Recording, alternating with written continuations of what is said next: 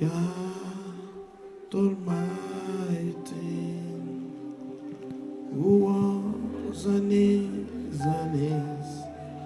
to come, and blessed be the Lord God Almighty, who reigns forevermore. Blessed be the Lord God Almighty, who was and is to come, and blessed be the Lord God Almighty, who reigns forevermore. Béni soit le nom du Dieu Tout-Puissant, oh, qui était et qui vient, et béni soit le nom du Dieu Tout-Puissant. Il règne jamais. Assieds-toi dans sa présence, tu es la bienvenue. Wonderful.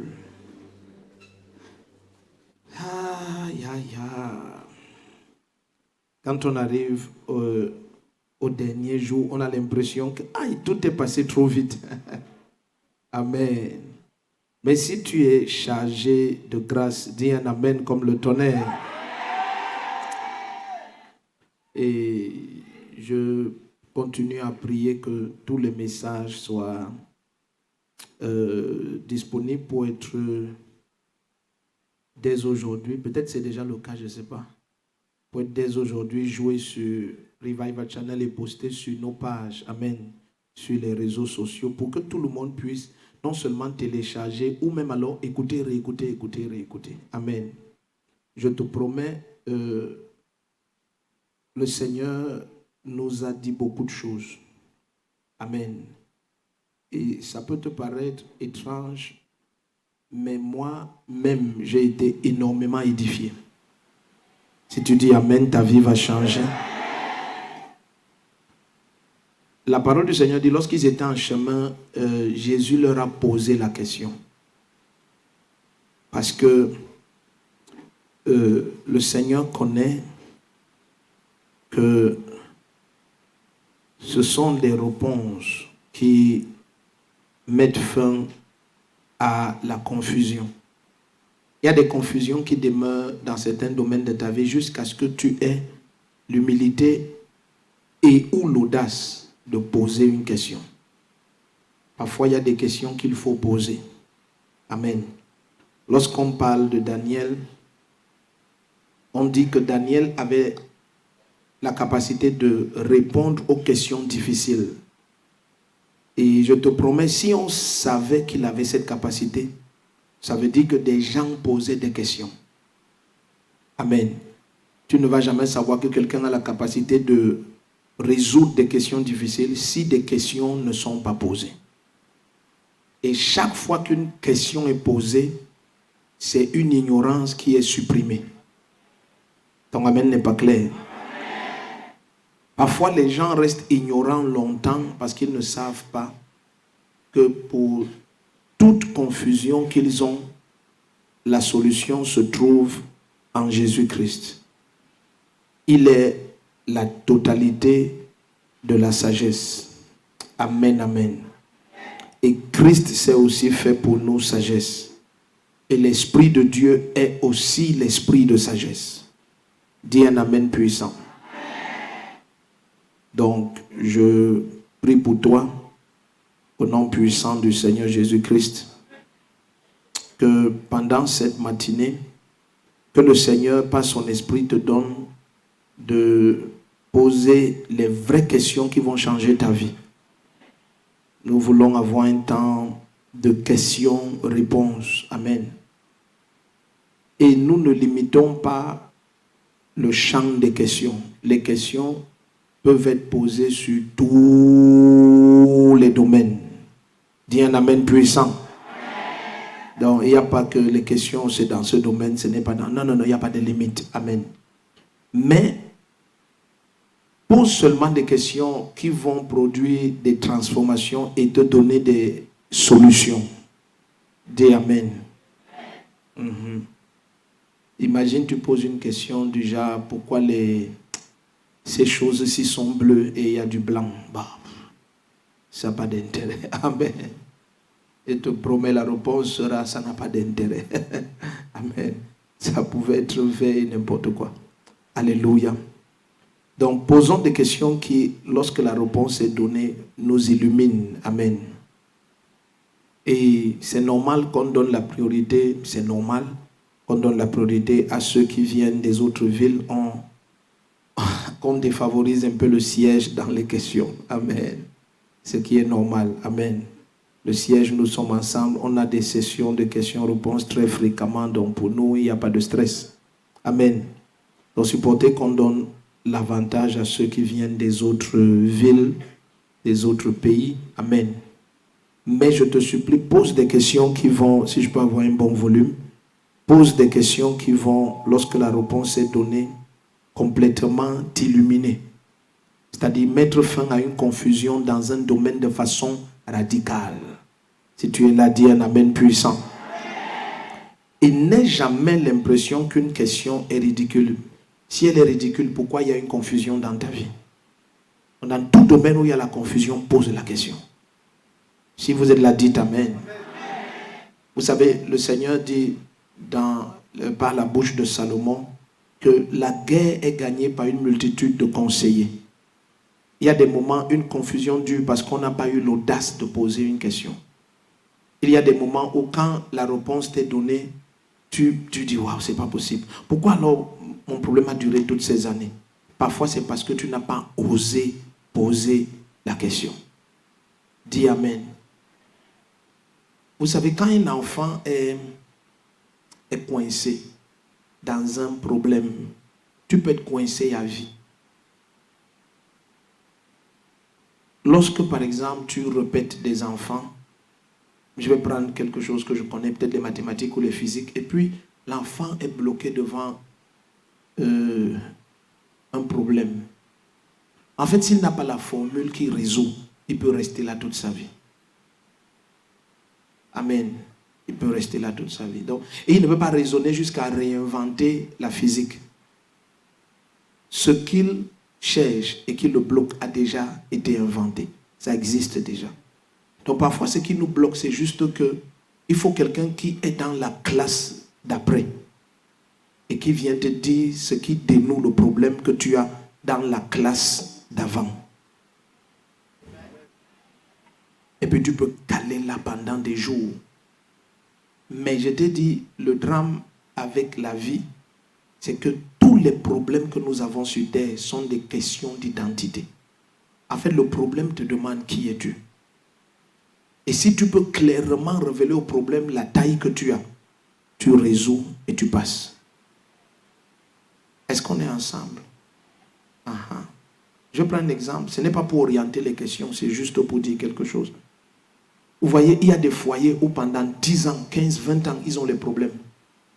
Après, quand quelqu'un a le courage de poser une question, vraiment, si dans un couple, par exemple, le mari est comme ça, il ne travaille pas et la femme travaille. Donc vraiment, est-ce que c'est normal alors que dans un pareil foyer, vraiment, tout le temps, c'est encore le mari qui te met les bâtons dans les roues, machin.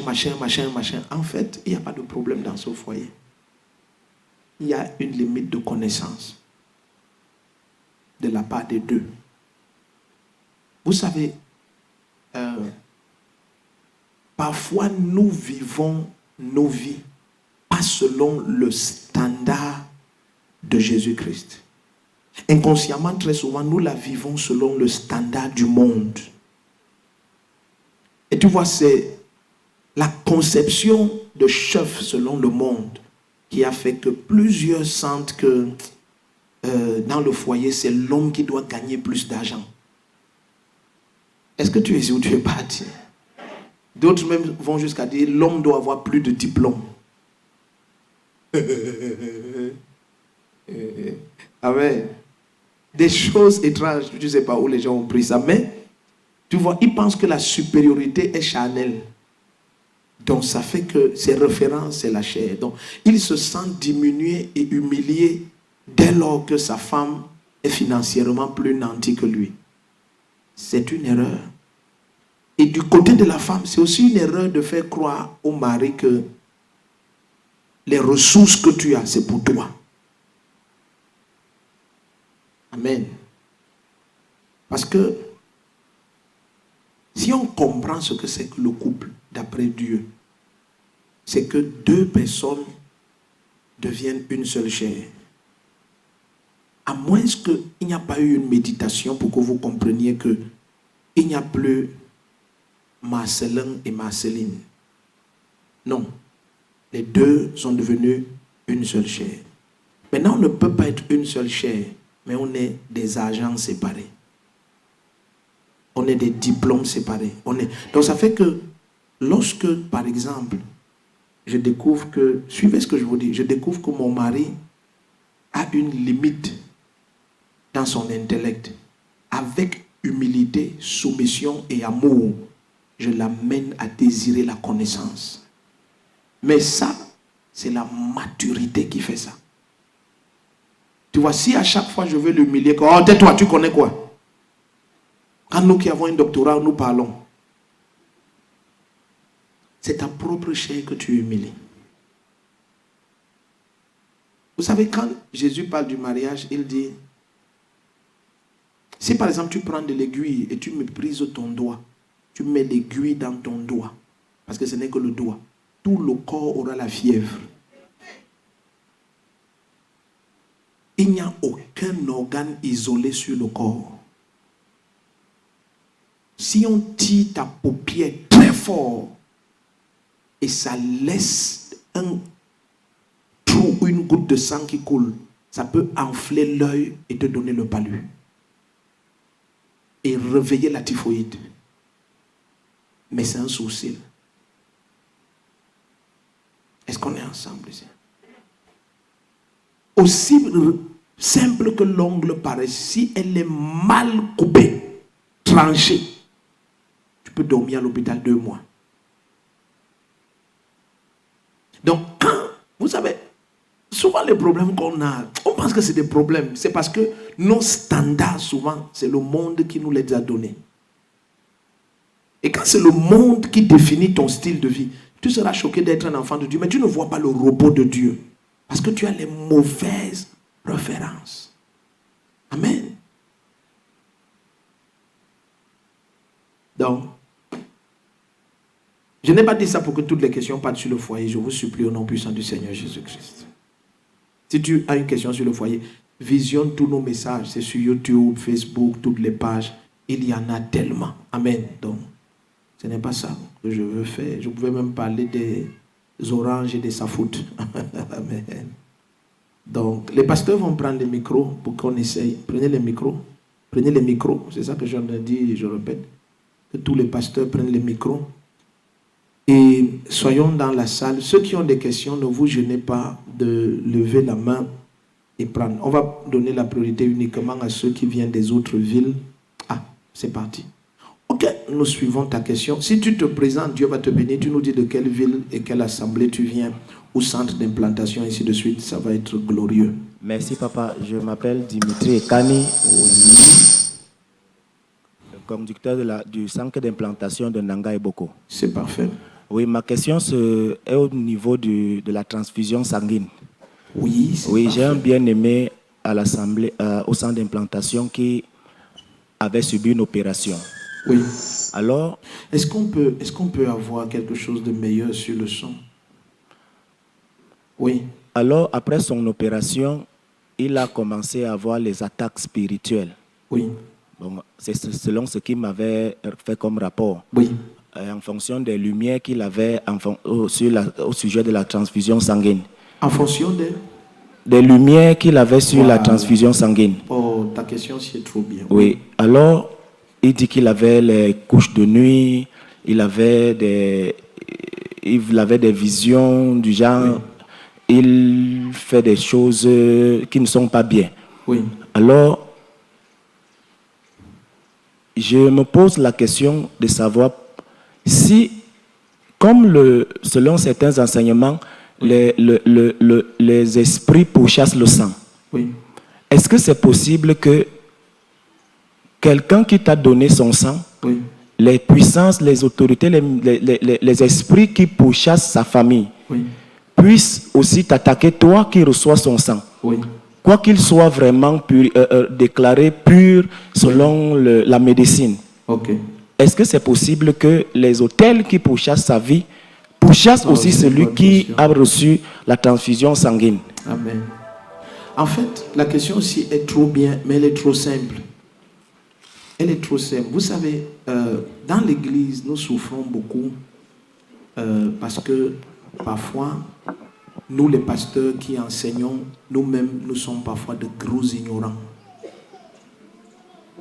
Un de nos pères ici au Cameroun, il est retourné dans la gloire du Seigneur. C'était un homme très humble. Un jour, il a dit, nous avons fait trop de gaffes dans le corps du Christ. C'est lui qui a dit comme ça. J'étais dans la salle.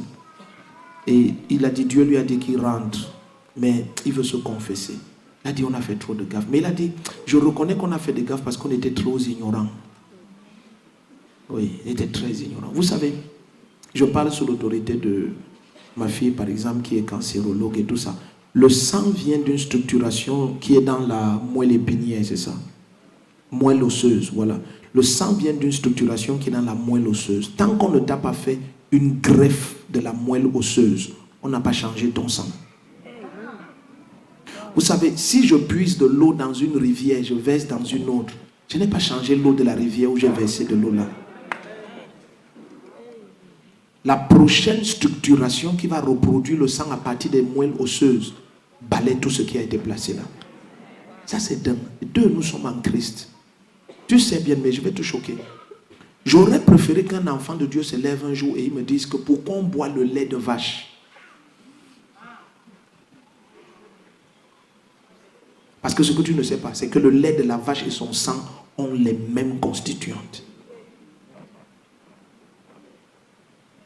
Vous êtes calme ici. Donc, lorsque vous êtes en Christ, il faut connaître qui vous êtes. Parce que, vous voyez, l'affaire ici de la nouvelle naissance, elle est très peu comprise par beaucoup de gens. Nous avons la nature de Dieu. C'est-à-dire, essayez d'imaginer qu'est-ce qui sur cette terre peut oppresser Dieu. Et vous saurez ce qui peut vous oppresser. Est-ce qu'on est ensemble ici? Et dans le plan du Seigneur, dans son plan parfait, parce que je parle pour quelqu'un qui n'a pas la maturité de vivre loin de la maladie. Donc, sa maturité ne permet pas qu'il vive dans la santé divine. Amen. Mais dans le plan de Dieu, il n'y a pas de maladie. C'est-à-dire l'esprit de Christ qui en toi donne la vie à ton corps. On dit Amen et c'est puissant. Le nombre de fois où nous avons vu le Seigneur changer des SS dramatiques en AS ou en AA. Ma fille est là, elle témoignait l'autre jour. Tu étais né SS. Elle était gravement maladive ici. Très gravement maladive. Elle était née SS. D'abord, on lui donnait même une durée de vie. Aujourd'hui, tu as dépassé l'âge là. Tu as quel âge? Tu as 26 ans. Voilà. Elle était SS. Elle marchait. Quand sa famille l'amenait, il savait qu'elle part. Il savait qu'elle part. Amen. Et le Seigneur a changé tout son sang complètement. C'est-à-dire les tests, AS, tout, fini. Elles sont ensemble ici. Donc, si Jésus peut faire ça, c'est pour te dire que je ne sais pas comment je vais t'expliquer ça le plus simplement possible du monde. Nous mettons souvent nos préoccupations là où il n'y en a pas. Moi, si un témoin de Jéhovah vient me dire que lui ne prend pas le sang, il ne fait pas les transfusions sanguines, je vais dire que c'est normal, tu es un être humain. Vous êtes tous des pécheurs. Vous vivez dans le faux, c'est une secte du diable. Vous ne savez pas que Jésus est Dieu, vous ne le confessez pas comme Seigneur. Vous ne croyez pas en sa résurrection et son ascension. Vous êtes une loge de Lucifer, donc c'est normal que tu ne prennes pas. Est-ce qu'on qu'on est ensemble? Mais je ne vais pas comme pasteur dire à quelqu'un qui a fait un accident, doit le transfuser, que c'est un problème. Le problème est où? Est-ce qu'on est ensemble ici? Parce qu'on n'a pas greffé sa moelle osseuse. On a ajouté une structure dans son corps que son sang va évacuer. Ta manière de dire amen, ça ne me plaît pas. Et à un moment donné, souvent quand je partage certaines choses, je vais extendre la question aussi, parce que ça va bénir quelqu'un. Je vais extendre la question aussi. Donc parfois quand je pose avec des enfants de Dieu, même les pasteurs, souvent, je leur pose des questions difficiles exprès. C'est-à-dire, je veux écouter jusqu'à quel point il y a eu la révolution dans leur mentalité. Regarde, Jésus dit que quand tu veux mener une guerre ou construire une maison, ça veut dire une famille, il dit assieds-toi, calcule le coût. Vois si tu peux commencer et achever. C'est Jésus qui te dit ça. Mais Jésus qui dit ça est le même qui est l'auteur de la foi. C'est lui qui a apporté la foi. Mais celui qui apporte la foi te dit aussi que la foi n'enlève pas ta capacité à opérer avec la connaissance et l'intellect. Il te dit vois. Donc tu ne dis pas que non, vraiment, je n'ai pas besoin de voir. Parce que dans tous les cas, par la foi, je crois que c'est fait. Non, la foi vient d'une lumière que tu as reçue. La foi, ce n'est pas des désirs que tu t'es auto-donné et puis tu souhaites que ça s'accomplisse. Ce n'est pas ça la foi. La foi, c'est que la parole t'a révélé quelque chose et ton âme s'est reposée dessus. C'est ça la foi. Donc très souvent ce que nous faisons, c'est que je me marie. Dans tous les cas, comme c'est Dieu qui donne les enfants, ça vient. Non, c'est pas Dieu qui donne les enfants. Je vais t'expliquer. Dieu a mis dans la création la capacité de se reproduire. Donc il n'a plus besoin de venir donner. Parce que dès qu'il y a rencontre entre un homme et une femme, il donne la capacité à un esprit de remplir une cellule qui va naître d'un œuf. Oh. Donc suivez très bien, ne soyez pas naïfs. Donc ça fait que lorsqu'il y a toutes les rencontres entre les pollens et les machins, on a les plantes. Il n'y a aucun besoin de... Il a donné à ce qu'il a créé la capacité de se reproduire. Il a donné cette capacité. Donc il ne vient pas chaque fois dans le ventre d'une femme créer un être humain. Non. Il y a une structure éternelle qui voudrait qu'un homme et une femme se rencontrent. Dès qu'ils se rencontrent, il y a la capacité de produire une structure qu'un esprit va remplir. Mais pour nous qui sommes en Christ, ce n'est que l'Esprit de Dieu qui va s'occuper de cela. Mais si tu pars n'importe où, un autre esprit peut entrer là-bas. C'est comme ça que plusieurs fois Satan a mis aussi sa semence dans le ventre de certaines femmes. Demande d'où viennent les gens comme les Esau, comme les Caïns. On ne vient pas seulement dire que c'est Dieu qui donne les enfants. Non! Les hommes s'accouplent. Et puis un esprit vient prendre contrôle de ce qui s'est produit là-bas. Est-ce qu'on est ensemble ici? Donc ça fait que, tu vois, tu n'es pas seulement te dire, dans tous les cas, moi je fais les enfants. Est-ce que vous avez remarqué quand même que quand Dieu a donné même la loi, il avait dit des choses étranges. Il a dit que quand une femme est dans ces périodes, elle reste impure. Et pendant 7 jours d'abord, après, le Seigneur dit pendant 8 jours, elle ne touche personne, elle est hors du camp. Ça veut dire que pratiquement pendant 15 jours, autour de ces périodes-là, il n'y avait rien entre son mari et elle. C'est ça qu'on appelait impur, c'est-à-dire personne n'entrait en contact avec elle. Vous comprenez un peu? Pourquoi? Parce qu'il n'y avait pas le nom de Jésus pour sanctifier des contaminations de sang. Aujourd'hui, nous avons le nom de Jésus-Christ. Est-ce qu'on est ensemble ici? Aujourd'hui, nous avons le nom de Jésus-Christ. Donc l'impureté qui se transmettait par le contact du sang d'hier est résolue en Jésus-Christ. Pourquoi? Parce que le nom de Jésus-Christ purifie jusqu'à cette extrémité-là. Ton amen ne me rend pas clair. Ça c'est un, toujours parlant du sang. Mais deux encore, ça fait que le Seigneur avait organisé les choses telles que il restait chaque mois 15 jours à un couple. Et vous avez remarqué que c'est rare de voir dans la Bible un homme et une femme qui avaient 5, 6, 8 enfants, un couple. La quasi-totalité 2, 3, 2, 3, 4, 5, 2, 3, 4, 5, 2, 3. Et ils étaient mariés fidèlement. Amen. Parce qu'ils priaient. Leur passe-temps était au temple. Ils priaient, ils travaillaient. Vous n'avez pas compris quoi? Dans les 15 jours, là, souvent rencontré qu'il est au champ, il est derrière les bœufs, il est ici, il est en prière, il est en retraite, il est ceci. Il s'était occupé. Il y a une manière, quelqu'un n'a rien à faire. Ok, bon, la partie que tu n'as pas compris, reviens. Et tu planifies rien. Oh, ça coûte 100 francs à l'hôpital. Est-ce que tu sais que ça coûte 100 francs à l'hôpital? Oh, ton amène ne m'a pas plu. Maintenant, je vais continuer. C'est triste de voir que dans l'église, les gens souffrent des choses que dans le monde, Jétro a résolues. Est-ce que vous savez qu'au Cameroun, si on faisait les statistiques, vous serez choqués de voir que la majorité des gens qui meurent de VIH sont des chrétiens des églises de réveil. Ils mal comprennent l'évangile, ils croient que je ne suis pas malade. Non, c'est le sacrificateur, entre parenthèses, dans ce contexte, le médecin, qui t'a déclaré malade. Laisse que c'est encore lui qui te déclare guéri. Donc maintenant, tu es choqué de voir le mondain qui a dit, on m'a dit que je suis malade. Il suit son traitement, il fait les enfants sains. Il a un couple qui ne transmet pas la maladie. Mais tu es choqué d'entrer chez les nés de nouveau. Et tu vois la catastrophe. Jétro a résolu le problème dans le monde. Mais Moïse risque de souffrir et mourir dans l'église. Il faut que Moïse soit humble et il écoute Jétro. Et quand Moïse écoute Jétro, Dieu vient lui dire, ce que Jétro t'a dit là, j'agresse ça au point où je prendrai de l'esprit qui est sur toi et je mets sur les 70. Mais Moïse allait mourir jeune, fatiguer le peuple et s'épuiser à mort. Souvent, ce qui nous tue, c'est, tu vois, il y a un manque d'humilité pour que l'Esprit de Dieu révolutionne ton système de pensée.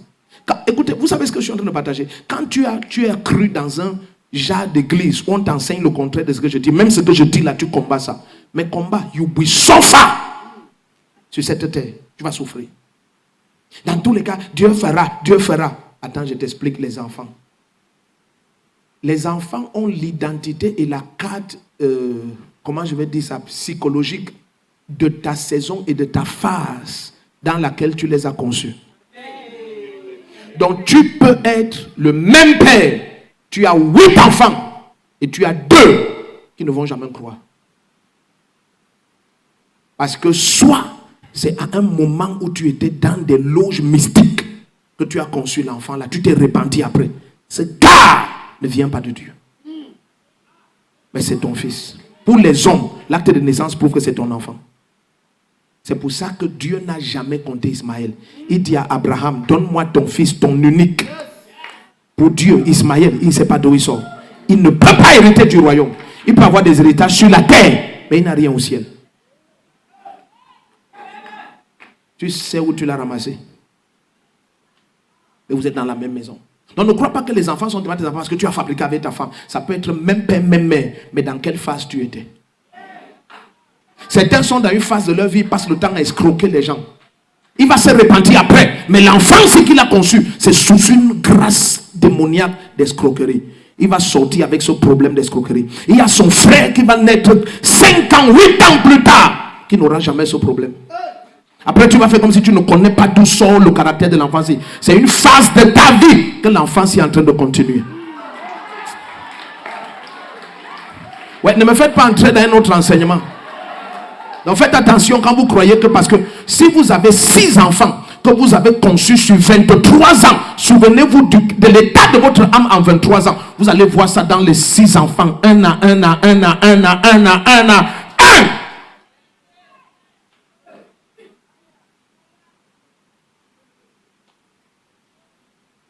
Aucun parent ne doit faire comme s'il ne connaît pas d'où sort l'enfant et son caractère. Il faut être humble et vrai. Est-ce qu'on est ensemble ici? Donc, ça fait que les enfants, pour les sages, ça se planifie. Ça se planifie.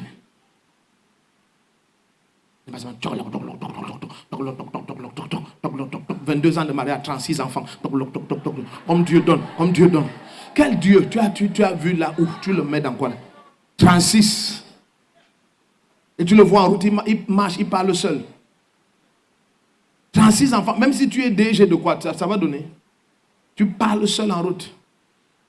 Si on me dit quoi? Je m'en fous. La vie, si je m'en fous. Si Jésus veut, il revient maintenant. Je veux partir. Tu ne pars pas, tu vas rester les élever. Moi, tout ce que je veux, c'est l'enlèvement. C'est l'enlèvement. Maintenant, tu commences à prêcher des messages qui sont des messages suicidaires. Nous allons tous mourir, amen. Nous allons tous mourir, amen. La vie, ça ne sert à rien, amen. Nous mourrons tous, amen. Amen. Le gars est traumatisé.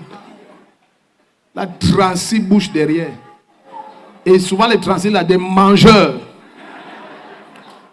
Tu fais 3 cuvettes de riz. Ils finissent ça au feu. C'est au feu, ils finissent. Tu connais pas les vrais enfants, ils ont le frigo dans la bouche.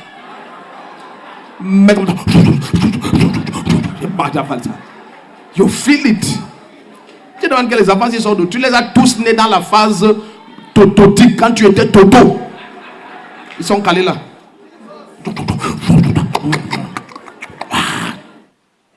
Tu reviens regarder tous les 3 bassines de riz. C'est vide. C'est vide. Il dit, m'a fait la sauce, fais la sauce, fais la sauce. Où est le riz? Oh, m'a fait, on va boire ça comme ça. Fais ça, fais ça. C'est dans le ventre, ça va se mélanger. Tu n'as rien planifié. Alors maintenant, tu vas crier à Dieu. Et je vais vous dire quelque chose. Parfois, on a besoin de miracles parce qu'on a manqué de sagesse quand il fallait la sagesse. Vous comprenez ce que je viens de dire? Oui. Parfois, on crie maintenant pour les miracles alors qu'il ne fallait pas de miracles. C'est parce que au temps marqué de la chose, tu as manqué la sagesse. Tu as manqué la sagesse. Tu as simplement manqué la sagesse. C'est tout. Tu as manqué la sagesse. Il y a des gens, quand ils viennent vers toi, ils viennent dans leur jour de germination, pas dans leur jour de floraison. Et tu te moques et le méprises.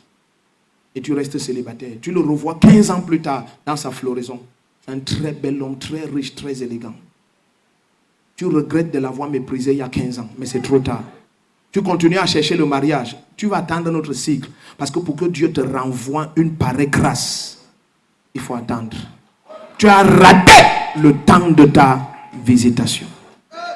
Parce que ce n'est pas venu sous ta forme, c'est venu sous la forme de Dieu. Yes, c'est venu sous la forme de Dieu. Yes. Elles sont ensemble ici. Yes. Quand ma fille ici, cancérologue, a accepté mon fils, il habitait chez moi. Même dans cette église, j'ai lu les messages qu'on m'a envoyés des gens. Ça, c'est quoi ça? Qu'est-ce qu'un défaut a encore fait? De cette église, de cette église. Je connais beaucoup de choses, je me tais seulement. J'ai ri. J'ai dit, même moi, votre père, si on vous montrait ma photo quand maman Chou m'a accepté, en toute humilité, aucune femme dans cette église ne va accepter que sa fille m'épouse. Je dis, même moi, je doute que j'accepterai que ma fille épouse quelqu'un qui me ressemble comme j'étais. Moi-même. Non, je ne blague pas. Je suis quelqu'un de vrai. Moi-même, je doute. Faites attention à la vie ici. Vous comprenez? Faites très attention. Les hommes là, les enfants de Dieu, ce n'est pas les animaux. La main du Créateur est sur eux. Toi qui ne cherches que les produits finis, les hommes avec les grosses voitures, eux, ils ont déjà leur femme. Et si un homme a une grosse voiture, il est bien, et il n'est pas marié, pose-toi les questions avant de l'accepter. Avec l'amour de l'argent qu'il y a là dehors, pourquoi il n'est pas marié? Cessez d'être bête.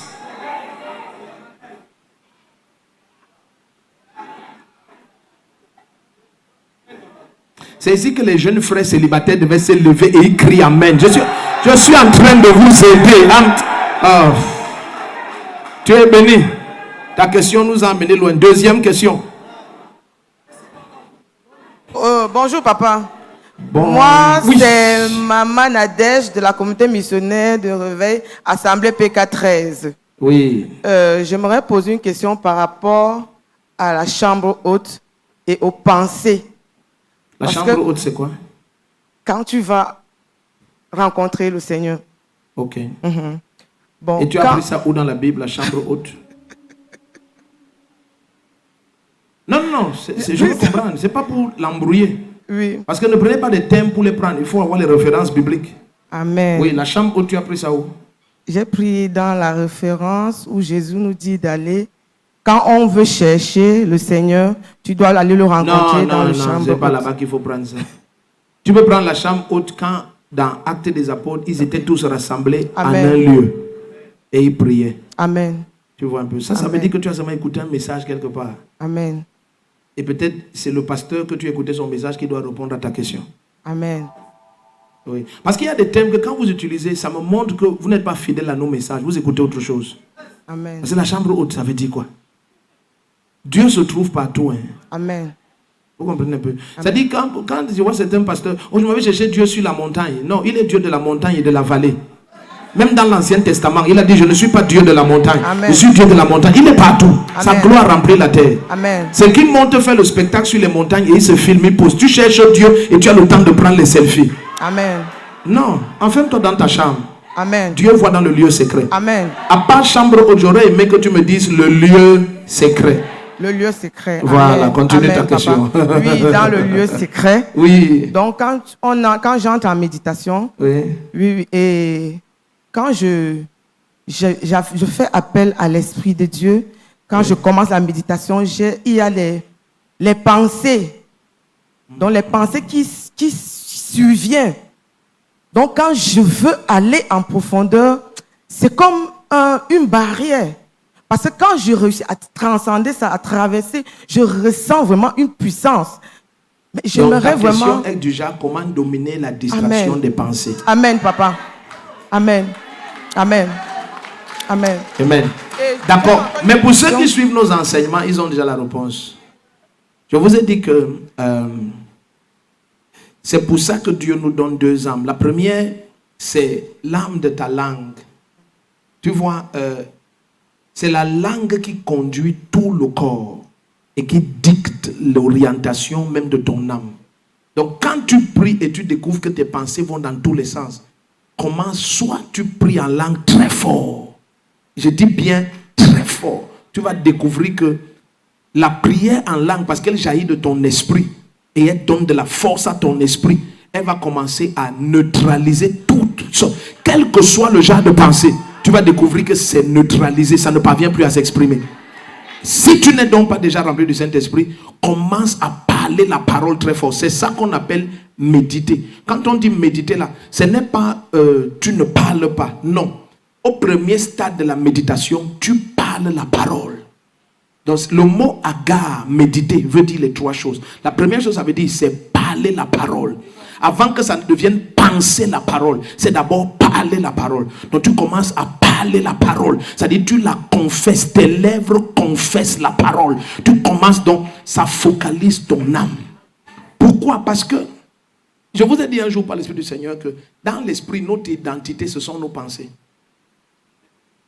Donc tu peux être à genoux en prière, mais spirituellement, tu n'es encore nulle part. Parce que tes pensées se baladent dans tous les sens. C'est pour ça que la question ici est capitale. Amen. Et comment dominer tes pensées? C'est ta bouche, ta confession. Si tu pries en langue, c'est facile. Prie en langue. C'est pour ça que vous avez vu l'apôtre Paul dire que je prierai par l'esprit et je prierai aussi par mon intelligence. Donc ça veut dire qu'en fait que Paul, son passe-temps, c'était de prier en langue. C'était de prier en langue. Parce que c'est la prière en langue qui bâtit ton homme intérieur. D'après Jude, verset 20. C'est la prière en langue. Donc prie en langue à l'extrême. Et ne prie pas en langue en murmurant. Ça, c'est la berceuse. C'est pour dormir. Quand tu pries en langue, prie de tout ton être. Ça permet à l'esprit facilement de contrôler tes pensées. Ne murmure pas en langue. De deux, si tu ne pries pas en langue, confesse la parole. C'est pour ça qu'avant de méditer, avant de prier, il te faut la parole. Pourquoi? Parce que la parole juge les pensées. Hébreux 4 à partir du verset 12. Elle juge les pensées. Donc, tu ouvres ta Bible, tu commences à méditer. Tu es en train de lire la parole. Tu lis la parole. Tu lis la parole. Tu lis la parole. Ce que tu es en train de faire, tu contrôles et domines tes pensées avant d'aller prier. Donc, tu as une deuxième question. Oui. Je viens à ce que vous venez de dire que la parole, il faut partir de la parole. J'ai fait l'expérience où, quand je commence à méditer, à prier, je ressens l'Esprit me donner des versets. Bon, je me dis que c'est pour dominer, comme vous êtes en train de le dire là. Et quand je vais dans la parole, je médite, je commence à proclamer, je ressens alors l'Esprit, je ressens la profondeur. Je ressens comment non, tout Donc, ta change. deuxième question, c'est quoi? La deuxième question, c'est... C'est rien. J'aimerais être discerné par rapport Non, à je vais quelque chose. t'aider. Je vais Amen. t'utiliser pour aider tout le monde. Amen. Vous savez, non, je vais vous expliquer. Vous savez, le meilleur moyen pour que vous soyez devant quelqu'un qui va vous enseigner et vous l'empêcher de vous instruire, c'est de faire croire que vous connaissez. Ce qu'elle vient de faire, c'est ce que je voulais dire, je ne peux plus dire. Un jour, j'étais avec mon papa. Suivez bien. Un jour, j'étais avec mon papa et il me dit, tu prophétises qu'à quel niveau? J'ai dit, hé papa, prophétiser quoi? De temps en temps, Dieu peut me parler. Il a éclaté de rire, il dit, oh, tu es sage. Viens, il te dit quelque chose. Donc, il attendait que je lui dise, non papa, je prophétise. C'était fini. Je vous dis devant ce que je voulais dire, je ne peux plus dire, je vais rester avec. Non, non, non, ce n'est pas pour vous. C'est pour que ça vous enseigne. Quand vous voulez apprendre, ne faites pas croire que vous connaissez. Parce que je te parle de la parole. Tu me dis oui, justement. Donc quand je médite souvent, le Saint-Esprit me donne la parole. Quelle parole? Quelle parole? De penser se balade et il y a encore la parole. C'est bon, une autre question, une autre personne. Morning, Daddy. Oui. And good morning to everyone. Good morning, you're welcome. Thank you, Daddy. It's a privilege. Ah, yes, you're welcome. We are hearing you. I'm Sister Suzanne Singo. I'm coming from the Assembly of Ebolova. Oh, you're welcome. Thank you, Daddy. Daddy, in 2022, I had an encounter with you in a dream. Yes. And I found myself at a roundabout. Yes. And there were many ways. Yes. I didn't know which way to choose. Yes. And finally, I chose a way. And when I was following the way, I saw a small house, and I entered in that house. I found you there. Yes. You had a broom in your hand. Yes. And you just told me, instead of coming back and serve the Lord in the choir, you are there turning around. I don't even know why. And I got up from the sleep. Okay. And till then, I didn't have the right answer, because I'm sure of that. I didn't have the right answer. Yes. I just understood that maybe you were asking me to perform myself in the songs or serving God in the choir. That is how I understood that. Okay. I understood it. So now your And question now my question is to is- understand. Yes, is to understand. Does it mean that I should have you as a spiritual father? But you are my daughter, you are in Bolova. Amen. Do I need to be your spiritual father again? I'm already your spiritual father. Amen. Or what do you, Oh. what is the meaning of spiritual father for you? That was my second question. No, what is the meaning of spiritual father for you? Because It's- you are a member of Communauté Missionnaire de Réveil, where I am the spiritual father. Yes, Daddy. So, what is the meaning of spiritual father again for you? No, tell me, answer me. What is your understanding of spiritual father? Who is a spiritual father for you? A spiritual father for me is, Yes. to me, is someone that has authority on my life, and the one who is supposed to guide me in the right way. Uh-huh. Then I am the authority over your life and I'm guiding you. Amen. Because what you are listening are my teachings. Where you are is under my authority. Yes, Daddy. Then I am your spiritual father. Amen. In any sense, I am your spiritual father. Amen. Are you getting what I'm saying? Yes, Daddy. Do you have certain dreams where you see people like dead people, they try to oppress you, they try to hinder your ways? Yes, Daddy. Huh? Yes. Let me explain to you. That dream, it was not me. Oh, sorry. Yes. No, it was not me. At all. Okay. It was not me. Listen to what I will tell you. Yes, Daddy. When you want to interpret a dream, Yeah. don't interpret it from what you see. Interpret it from your previous spiritual experience. Yeah. Please listen to what I'm telling you. Personne ne traduit. Je dis quand tu veux interpréter un rêve, n'interprète pas le rêve en lui-même. Interprète-le à partir des rêves précédents que tu as l'habitude d'avoir. Regardez. Ce qui est important dans la vie d'un chrétien, si tu veux comprendre les songes, discerne les songes qui se répètent et note-les. Tout le reste est en connexion avec ce qui se répète. Donc ne perds pas ton temps à interpréter les autres. Si ce qui se répète là n'est pas de Dieu, grandis spirituellement jusqu'à ce que tu mets fin à cette expérience-là. Je vais prendre un exemple simple. Imagine un chrétien. Non, suivez bien ce que je suis en train de vous dire. Imagine un chrétien. Tout ton passe-temps, tu rêves, les gens te poursuivent, tu tombes dans l'eau, on essaie de t'attraper, machin, tout, machin, trac, machin. Donc, voilà le rêve qui se répète. Depuis 10 ans, ça se répète tellement. Mais maintenant, tout d'un coup, tu as un rêve où, soi-disant, un ange est apparu et il te dit, va au Canada. Et tu te lèves, tu vas aller au Canada. Mais tu blagues. Ton esprit opère dans une dimension où il y a cette oppression du royaume des eaux. Résous ce problème. Parce que les démons prennent l'apparence des anges de lumière. Il faut faire attention. Parce que beaucoup de chrétiens, vous comprenez, c'est que je vous dis si on... Bon, j'ai beaucoup d'enseignements sur les rêves, tu peux aller les suivre. Je dis, quand tu veux interpréter n'importe quoi, c'est comme si, je vais vous expliquer ça d'une manière simple, c'est comme si tu as fait une fondation quelque part. Mais après, tu rêves que ta maison est ailleurs. Amen. Fais attention, ce n'est pas normal. Amen. Ce n'est pas normal. Résous le problème de la confusion qu'il y a dans ta vie. Ce n'est pas normal. Ce n'est pas normal que tes finances, ta vie, ton énergie, tes pensées soient investies quelque part. Et toutes les nuits, quand tu rêves, tu habites ailleurs. Résous ça.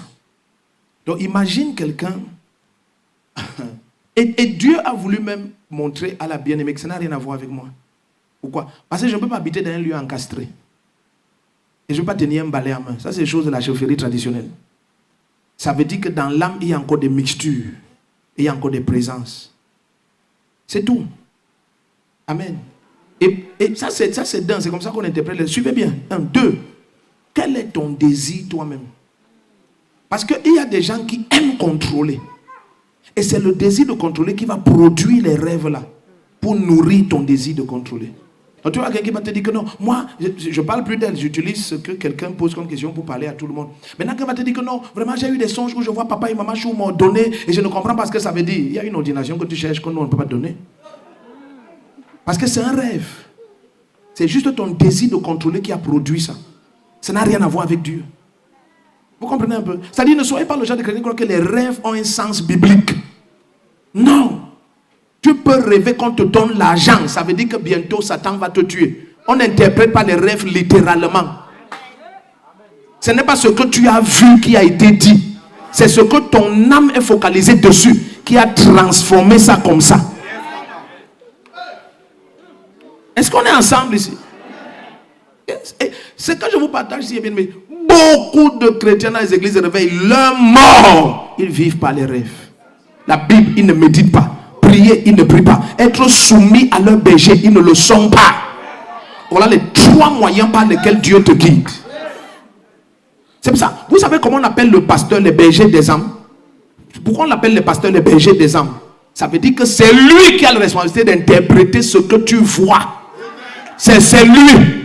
C'est lui le berger. Il n'est pas le berger de ton corps. Il est le berger de ton âme. Oh, quelqu'un qui est humble dit Amen. Mais les chrétiens croient que leur âme est une entité indépendante. Le pasteur a dit ça, mais moi j'ai rêvé ça. C'est ton rêve là, tu dois soumettre au berger de ton âme. Et c'est lui qui te dit, ça ne veut rien dire. Et c'est lui qui te dit, ça veut dire ceci.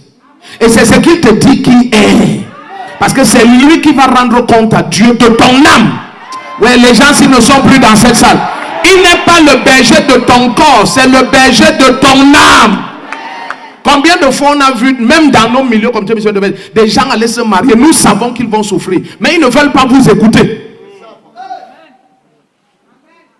Le pasteur, c'est le berger de ton âme. Il n'y a aucun endroit dans la Bible où le pasteur est le berger de ton corps. C'est le berger de ton âme. Donc ne sois pas seulement à l'église. Tu crois que c'est pour ça que le berger est ton pasteur. Non, c'est quand tu soumets ton âme à sa conduite. Il est ton berger. Oh, quelqu'un qui comprend, dit Amen. Donc maintenant, on va mettre une église et puis quelqu'un, oh vraiment, parce que moi j'ai rêvé que tous les pasteurs m'ont donné et on m'a envoyé aux États-Unis. Oh, ce sont tes rêves. Amen. Moi j'ai rêvé qu'on t'envoie nulle part. Non, non, tu vois, non, c'est pour te montrer l'inutilité de tout ça. Ne tombez pas dans le piège de mettre la parole de côté. Et vous vivez. Attends, je vais vous expliquer. Je vais vous raconter une histoire qui est très vraie. Oral Robert et Kenneth Hagin, le Seigneur leur avait dit, allez dire à mon serviteur William Marion Branham qu'il cesse de marcher par les songes et les visions. Dans l'histoire de l'Église, aucun prophète, je vous dis devant Dieu, même dans l'Ancien Testament, rares sont ceux qui ont eu la taille de William Marion Branham.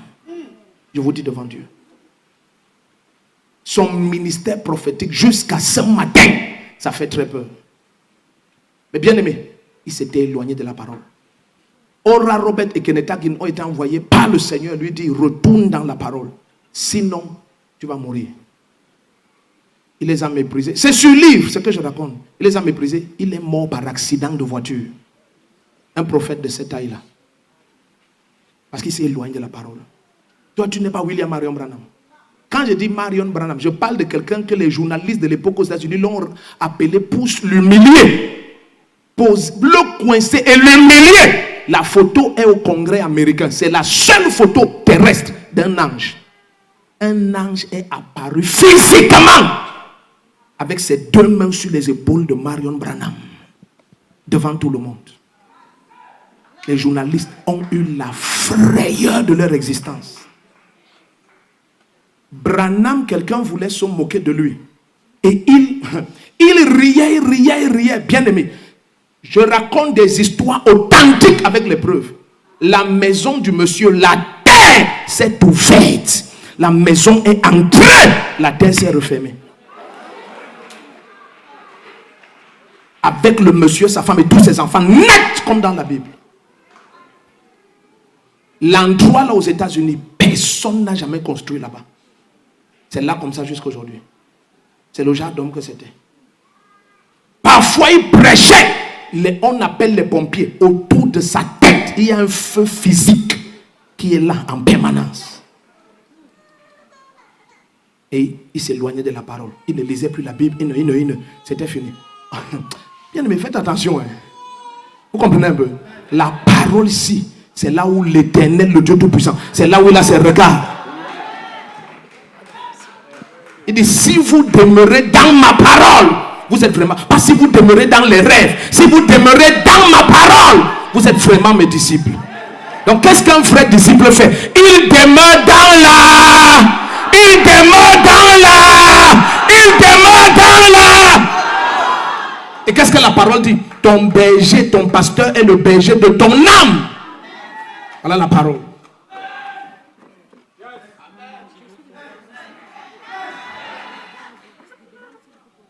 Ce n'est pas tes rêves sont le berger de ton âme.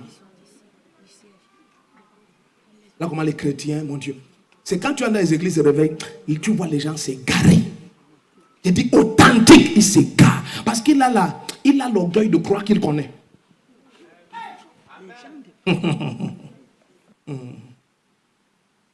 J'ai des mamans qui sont parties de cette église. Pourquoi? Parce qu'elles voulaient entendre que son mari c'est un sorcier. Oh, quand je rêve, il va me tuer. Dans la nuit, il va me tuer. J'ai dit, maman, laisse tout ça. Voici la parole. Non, vraiment, moi, ce n'est pas ça. Elle est partie. Elle est partie. Je vous laisse la suite. Tout, c'est comme ça. Tu vois, ça, c'est ton entêtement. C'est ton entêtement. Amen. Quand vous êtes des enfants de Dieu, vivez par la parole. Amen. Ne laissez pas le diable déplacer la parole de votre cœur. C'est que vous l'aidez à vous tuer. En fait, vous rendez trop facile votre destruction. Vous rendez ça. Dès que tu quittes la parole, c'est fini. C'est pour ça que dans le psaume 119, à partir du verset 164, je crois, il dit, avant d'avoir été humilié, je m'égarais. Mais maintenant, je pratique, je respecte, j'honore ta parole. Donc c'est quand tu t'éloignes de la parole que tu souffres. Tu souffres. Donc ne laissez rien vous dicter quoi que ce soit. Et écoutez. Si Dieu peut donner une vision à l'apôtre Pierre, et c'est après que Pierre comprend la vision, fais attention. Il a vu une natte descendre du ciel avec les animaux impurs. Et ça dit qu'il y a des animaux impurs stockés au ciel. Mais s'il était comme certains chrétiens, oh vraiment j'ai vu, c'était clair, c'était une vision ouverte, c'était vraiment ouverte, c'est parce que les gens ne me comprennent pas. Le Seigneur m'a dit tu et manges, ça veut dire que ma nourriture va maintenant tomber du ciel. Donc j'attends les animaux qui vont descendre du ciel, parce que c'est une vision claire. C'est pour ça que je ne mange plus la nourriture terrestre. Le riz et tout ça, ce n'est plus pour moi. Dieu m'a montré que ma nourriture terrestre n'est pas bonne. C'est le sel. Écoute, tais-toi, tu vas mourir de famine pour rien. Celui qui a fait le ventre pour la nourriture qui a sur la terre. La terre du ventre qu'il a fait avec la terre de la terre.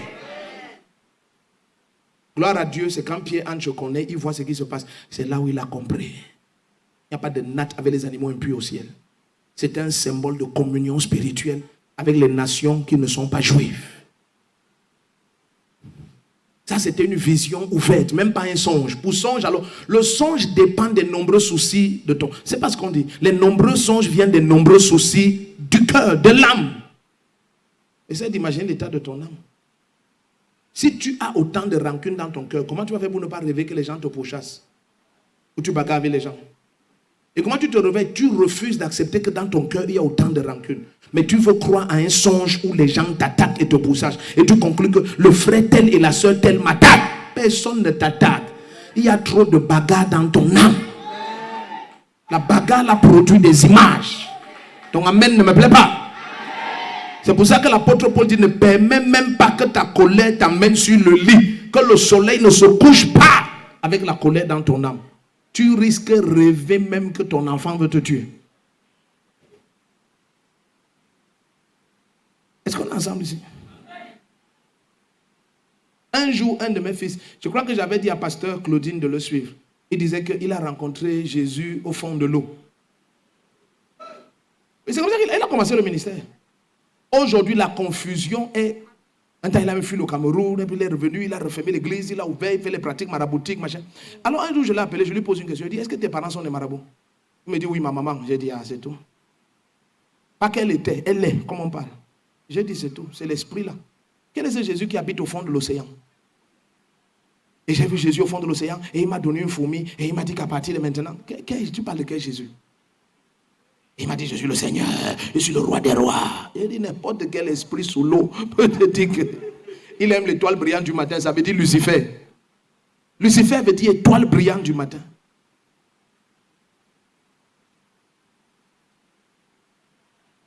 Viens voir les conneries qu'il fait là-bas. Un jour, j'ai dit à son épouse que tout ce que vous faites, ça va vous détruire. Il l'a amené ici un jour, elle était devenue folle. Son épouse, totalement folle, elle avait les chaînes. Il a dit, je vous ai dit, ne touchez personne. Vous n'êtes pas des enfants de Dieu. Tout ce que vous faites avec le nom de Jésus, là, les démons vont vous remplir.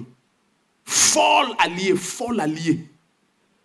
Après qu'elle est délivrée, tu crois qu'ils ont arrêté? Non, il a ordonné prophétesse. Non, quand tu vas te perdre, rien ne peut te sauver. Un jour, je lui ai dit ici, tu n'es plus mon fils. Tu n'as rien à voir avec moi, sors d'ici. Non, c'est vrai, c'est pas la blague. Il est interdit de venir ici pour l'éternité. Je dis, les périmètres de l'église, quelqu'un t'attrape à tous les huissiers. Il dit, toi, tu n'es pas de nous, tu sais Satan. Est-ce qu'on est ensemble? Pourquoi? Parce que j'ai eu une expérience. Qui t'a dit que c'est de Dieu? Amen. Viens voir maintenant les lavages, les cannes, ceci, suce le bout de la canne, lève la canne, fait comme ça avec la canne. Regarde, c'est quoi ça? C'est les jours de sa maman qui continuent. Et sa maman même voit que pour lui marche mieux. Donc bientôt sa maman va venir. Non, c'est pas pour lui. Sa maman va venir, on leur donne là-bas. Il y a des ministères, la maman c'est un marabout. Elle vient se masquer là-bas. Parce qu'elle voit que la part de son fils est meilleure. Il fait ça mieux. Vous êtes calme. Le pasteur est le berger de... Voilà. Dis ça fort. Voilà. Donc, quand tu partages ton état d'âme avec ton pasteur, tu es sage. Aujourd'hui, beaucoup souffrent parce que, tu vois, ils pensent qu'ils comprennent trop. Oh, alléluia. Non. Non. Laisse tout et alléluia. Prochaine question. Est-ce que quelqu'un est béni même? Il n'y a pas concours de chorale à 14h30. Non, à 13h30, on a seulement réunion avec les pasteurs. Donc, on est en paix. Amen. Dis amen fort. On peut prendre les questions jusqu'à... Je suis. Papa, ma question va dans ce sens. Odette de la communauté missionnaire de réveil de la communauté missionnaire de réveil. Je sors de l'assemblée des boulevards. Oui. À savoir, papa, quand vous nous dites de Branham, mon voisin c'est un branhamiste. Alors il passe le temps à me déranger, à me dire que c'est Branham qui était le Messie, Jésus-Christ n'était pas le Messie. Et que Jésus-Christ a volé les choses de Branham. Et que Branham, ta question c'est quoi, maman? Parce ma question c'est que... les conneries des satanistes là. Oui, ma question à savoir, quand Jésus-Christ est monté au ciel, est-ce que Branhamiste, quand on nous dit Branham est monté au ciel, parce que je suis déjà fatigué avec sa parole là. Il dit que... Non, restons calmes. Il y a l'aigle qui est descendu. Non, maman, restons calmes. Regarde, maman. Je te réponds d'une manière très simple. Toi, tu es né de nouveau. Est-ce que, tends le micro, est-ce que toi, tu es né de nouveau? Oui, papa. Mais alors, tu peux répondre à cette question. Maman, notre foi, elle n'est pas fondée sur les ragots des gens qui veulent utiliser le nom d'un homme. Non, tends le micro, je n'ai pas posé de questions. Elle est fondée sur la parole. Branham n'a prêché que Jésus-Christ parce que Branham ne servait que Jésus-Christ. S'il est parti au ciel et des gens, c'est-à-dire quand on dit au ciel, il est dans la gloire. Comme tous nos papas sont dans la gloire. Amen. Donc, si des gens veulent utiliser son nom pour fond de commerce, ça les regarde. Amen. Mais Branham lui-même n'a laissé aucune église.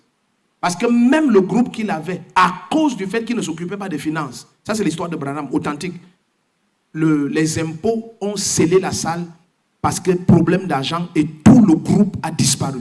Donc Branham a quitté la terre. Il n'a rien laissé, même comme ministère, encore moins église. Donc tous ceux qui... Nous sommes Branham, ce sont des bêtises. C'est juste comme si quelqu'un... le Seigneur ne faisait pas grâce avec le prophète Tibi Joshua et sa femme continue. Et que quelqu'un vient maintenant dire que nous sommes des Tibi Joshuaistes. Est-ce que vous comprenez un peu? Non. C'est ça le drame. C'est qu'il y a des gens qui connaissent la capitalisation de certaines expériences spirituelles. C'est tout. Branham n'a rien à voir avec ça. Est-ce qu'on est ensemble ici? Rien. Il n'a rien à voir. Ça ne le concerne même en rien. Amen. En rien. Donc il n'y a même pas de débat dessus. Donc si quelqu'un vient me dire que Jésus a quoi, ce sont des conneries. Il n'y a même pas un débat là-bas, ce sont des conneries. Au fou, la meilleure réponse, c'est le silence. Amen. La meilleure réponse, c'est le silence. Alléluia.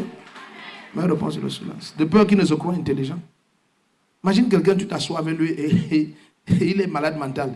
Si vous causez longtemps, on va vous prendre vous deux. Non, je vous dis, quand le psychiatre va venir, il ne va pas discerner.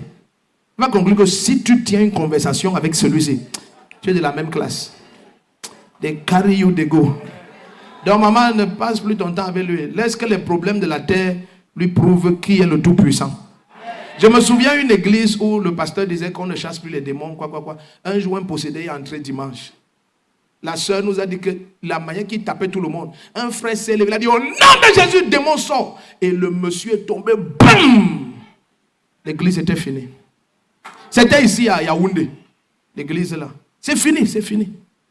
Le possédé est entré le jour là, c'est Dieu qui voulait leur dire, je vais vous enseigner. La seule manière de vous enseigner, j'envoie donc un possédé.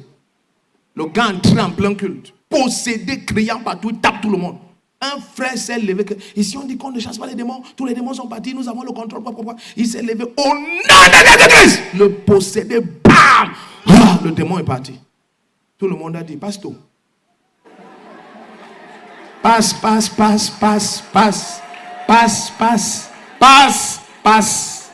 Le ministère était fini. Non, c'est tout fini. L'église est tout fini. Je leur disais souvent, quand ils bavardaient, je disais, ouais, restez calme. Le Dieu qu'on sait, ce n'est pas une idole. Il va répondre à ça avec une élégance, vous serez content. Et il a répondu vrai, vrai. Amen. La grâce est sur ta vie. Pardon, pose maintenant ta question parce que la maman, là, elle a une notion que j'aime trop. Amen. Parce que les violences, ça n'en pas. Maman, papa, je voudrais savoir. Tu es béni. Madame, c'est de l'Assemblée d'Abomba. Oui, tu n'as pas présenté ni ton nom, rien. Madame Fekwa Fanny Daline. De l'Assemblée d'Abomba. Oui, papa, je voudrais savoir. La Bible nous parle du fait que voici les signes qui accompagneront ceux qui auront cru. Oui. Ils vont parler de nous. Ils vont chasser des démons. Ils vont parler de nouvelles langues. Maintenant, je voudrais savoir. On a parlé du fait d'être baptisé du Saint-Esprit et du fait d'être rempli du Saint-Esprit mardi dernier. Oui. Maintenant, qu'est-ce qui peut empêcher quelqu'un qui a donné sa vie à Jésus et qui a duré dans le Seigneur, si on peut dire les choses de cette manière, d'être donc rempli du Saint-Esprit avec l'évidence du parler en langue? Qu'est-ce qui peut être une barrière entre cette étape et le chrétien? Oui.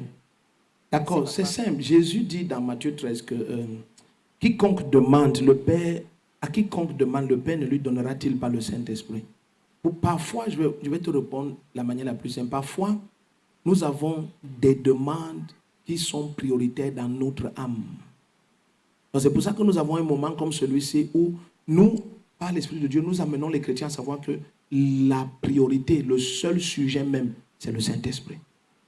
Vous voyez, souvent, nous pouvons, je sors d'une retraite comme celle-ci. Oh, le Saint-Esprit, le Saint-Esprit, le Saint-Esprit. Au tournant du lendemain, mon problème de loyer reprend le dessus. Maintenant, le problème de loyer supprime le fardeau du Saint-Esprit. Donc, parfois, il y a des chrétiens. Donc, quand ils étaient enfermés dans la chambre haute, comme elle a parlé de chambre haute là-bas pendant 10 jours pratiquement, parce que quand vous voyez entre la Pâque et la Pentecôte, on a 50 jours, Jésus apparaît pendant 40 jours et il monte au ciel.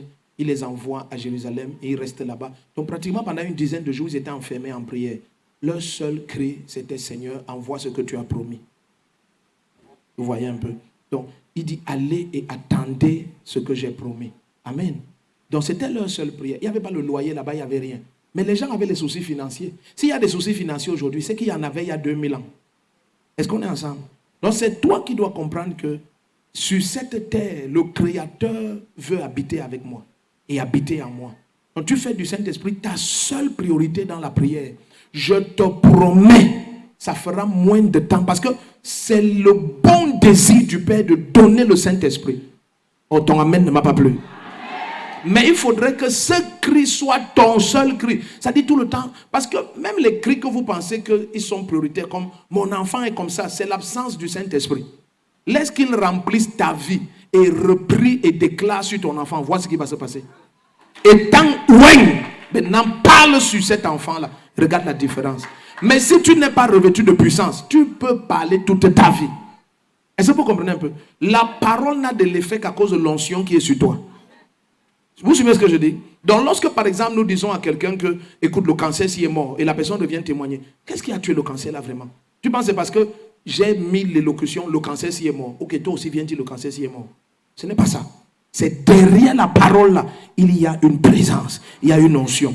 Donc maintenant, si tu passes toute ta vie à dire ceci est mort, ceci est mort, ceci est mort, il y a des gens qui pendant 20 ans disent oh Dieu, venge-moi, rien ne va se passer.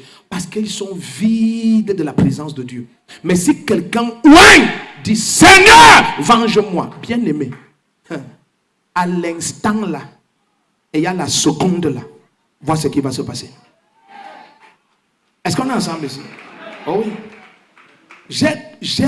Benson Idahosa pour citer certaines personnes dont l'histoire est très connue.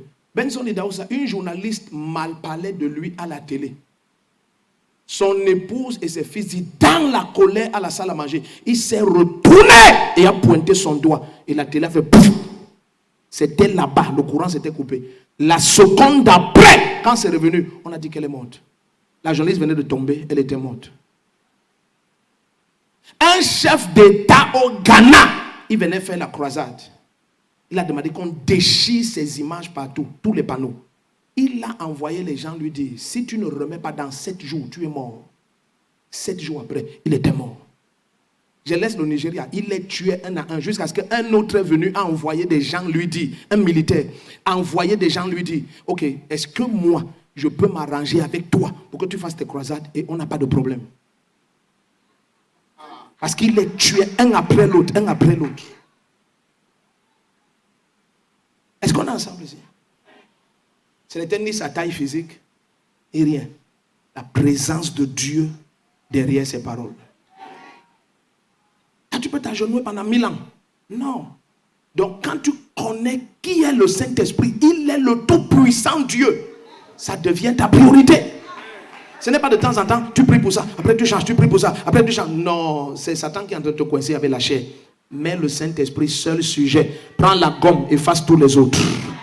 Si tu comprends, dis un amen comme le tonnerre. Je vois ta vie changer. Oui, papa. Je suis Madame Agoquin. Je m'appelle Madame Agoquin, épouse de Fessy. Oui. Personne ne te voit et te promet. Oui, je m'appelle Madame Agoquin, épouse de Fessy. Il y a une caméra qui peut aller là-bas. Oui. Ok, oui.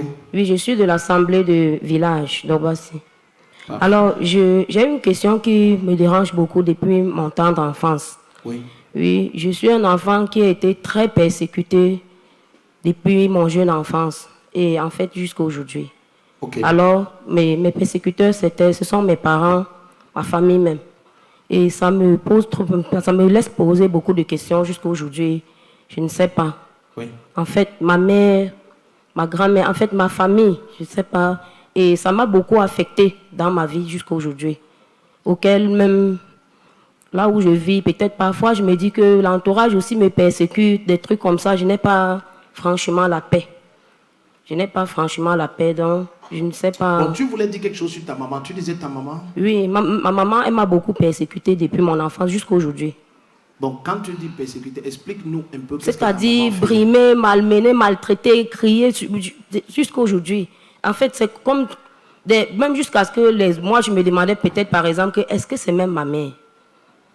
Je me suis posé cette question durant beaucoup d'années. Ok. Oui. Bon, maintenant, tu as cru donc il y a combien de temps? J'ai cru, ça fait à peine 1 an. 1 an? Oui, papa. Ah, c'est beaucoup. À l'époque, après 6 mois, on confiait les assemblées aux gens. Dans Actes des Apôtres. Oui, ok, papa. Tu es béni. C'est une très bonne question. Vous voyez, c'est une bonne question. Tu peux t'asseoir, tu es béni. Amen. En fait, on va revenir toujours au Saint-Esprit. Laissez-moi vous expliquer. Laissez-moi vous expliquer. Lorsque Jésus était sur terre, pardon, suivez-moi d'abord très bien. Lorsque Jésus était sur terre, il est Dieu. Mais parce qu'il était dans un corps de chair, Dieu avait aussi établi que je vais approuver ta marche et exalter ta justice publiquement. Alors, quand Jean-Baptiste voulait s'opposer à sa présence, à ses eaux de baptême, il a dit laisse, afin que toute justice s'accomplisse. Et du ciel, la voix de Dieu a dit, celui-ci est mon fils bien-aimé, en qui je trouve toute ma joie. Et quand Dieu dit ça, l'esprit n'est toujours pas venu. Ne pensez pas que vous allez coincer Dieu avec vos engagements sincères. Il attend que tu pratiques. Il y a des gens qui prennent de beaux engagements mais ne pratiquent jamais. Malgré qu'il a dit laisse que toute justice se fasse, l'esprit n'était toujours pas venu. C'est quand il est entré dans l'eau du baptême et il est sorti, le ciel s'est ouvert. Et l'esprit est venu. Et quand l'esprit vient, ça ne suffit pas. Il doit aller au désert. Parce que Satan doit éprouver la sincérité de sa détermination. Et quand maintenant il sort du désert, il sort revêtu de la puissance d'en haut. Ce n'est qu'à ce moment, étant fils de Dieu, revêtu du doigt de son Père, qu'il vient maintenant, il ouvre le livre. Et il dit, l'Esprit du Seigneur l'Éternel est sur moi. Je paraphrase, je saute beaucoup de choses. Il dit, pour panser les cœurs brisés. Vous imaginez qu'il peut avoir des plaies sur cette terre que seul Dieu est capable de guérir. Jusqu'à, il faut le Saint-Esprit pour guérir ça. C'est pour ça que la communion avec le Saint-Esprit, elle est d'une importance, my God, terrible. Non, quand je dis terrible, je dis terrible. Sur la terre-ci, Satan peut produire des peines qui détruisent ta destinée. jusqu'à le seul moyen que Dieu accomplisse ton destin avec toi, c'est que tu te donnes au Saint-Esprit pour qu'il te guérisse. Imagine que Jésus dit c'est aujourd'hui que cette parole. Non, avant ça, personne n'a jamais été guéri. Et après ça, pour être guéri, il te faut l'onction du Saint-Esprit. Il dit c'est aujourd'hui que ça s'accomplit. Donc avant ça ne s'est jamais accompli. Je peux te prouver que ça ne s'est pas accompli. Élie, le grand prophète Élie, son ministère s'est arrêté à cause de la frustration. Il était frustré au point de demander la mort. Élie a demandé la mort. C'est comme ça que Dieu l'a enlevé. Son ministère n'était pas fini. La preuve, Élie dit que Élisée va te remplacer, il va prendre ta suite. Donc son ministère n'était pas fini. Mais les hommes l'avaient déprimé. Laissons Élie, allons à Moïse. Ma Bible dit le peuple vexa Moïse. Et Moïse frappa le rocher une deuxième fois. Et l'Éternel lui dit, tu n'entreras pas à Canaan. Donc c'est le cœur vexé qui a empêché que Moïse accomplisse sa destinée. Ne méprise pas les douleurs que les hommes peuvent causer. C'est pour ça que 2 fois, Jésus n'a jamais dit de faire attention aux démons. Il n'y a aucun endroit comme ça. Mais Jésus a dit 2 fois, faites attention aux hommes. Faites attention aux hommes. Et le seul moyen d'être guéri des douleurs que les hommes peuvent créer, qui sont 1000 fois plus puissantes que les douleurs de Satan, c'est d'être rempli du Saint-Esprit et se soumettre au Saint-Esprit. Ton amen ne m'a pas plu. Donc que personne ne vous trompe. Que personne ne vous trompe. Que personne ne vous trompe. Je vous dis que personne. Vous savez, permettez-moi de parler. Il y a des gens que vous voyez, il a perdu la joie. Ce n'est pas le plan de Dieu. La joie ne vient pas des hommes. Le royaume de Dieu, c'est la justice, la paix et la joie par le Saint-Esprit. Ce n'est pas par l'argent ou le sourire des hommes. Ça veut dire que tu as une joie qui n'a rien à voir avec l'état des gens. C'est pas le Saint-Esprit. Donc maintenant, imagine même cet homme qui ne comprend pas et qui espère que ses enfants et sa femme lui donnent la joie. Ça veut dire que tu vas mourir triste. Ils ne le peuvent pas. Dans le maximum des hommes, ils peuvent ne pas te blesser. Ça, c'est le maximum. Ça, c'est le maximum. Mais dire qu'un homme peut donner la joie à un autre, ce n'est jamais arrivé sur terre, ça n'arrivera jamais. La joie, c'est pas le Saint-Esprit. Alors les gens, est-ce que vous êtes dans cette salle? C'est pas le Saint-Esprit. Donc, la question c'est que ma fille pose, je vous promets, tout le monde dans cette salle peut se lever et te raconter les blessures des cousins, des tuteurs, des professeurs à l'école, les viols dans les familles, les incestes, les pires douleurs de l'univers. Certains en sont tellement guéris que s'ils te racontent ce par quoi il est passé, tu ne vas jamais croire que c'est vrai. Ta manière de dire amen, ça ne me plaît pas. Je vais vous raconter quelque chose. Je n'ai jamais dit ça, même Maman Chou, elle va écouter ça pour la première fois. Il y a une tante de Maman Chou qui m'a énormément enseigné. Je n'ai jamais eu la grâce de la voir physiquement. Elle a enterré son mari et je crois 6 de ses enfants. 4 de ses enfants. Pendant les génocides. Bien aimé, elle était née de nouveau. La joie qu'elle avait. C'est-à-dire que quand elle les a enterrés avec ses mains, la joie qu'elle avait. C'était bon, peut-être pas la seule, mais la première vraiment parent qui a dit que non, je bénis votre mariage. Non, la joie que cette tante avait, c'était pas normal. Tu te demandais, attends, est-ce que tu as vraiment eu tous les catastrophes? Ça, je résume, les pires douleurs que normalement un être humain devient malade mental. Mais quand tu l'écoutais, on te parlait d'elle. Elle consolait les gens. Que non, ouais, tu n'as rien. On te raconte sa vie, tes larmes sortent. Tu commences à dire, Seigneur, la femme si est comme ça, et je vais avoir les petits problèmes ici, je pleure. Tu connais, tu enterres tes enfants, tu ramasses les corps, tu creuses la tombe toi-même, tu mets dedans, tu es seul. Ça ne dure pas une semaine, on tue l'autre. Ça ne dure pas, on tue l'autre, on tue l'autre. Et tu es normal. Et entre le mari, on tue. Et tu es souriante là. Bien aimé, quand tu écoutes quelqu'un au téléphone, tu sens la présence de Dieu. C'est ça le Saint-Esprit.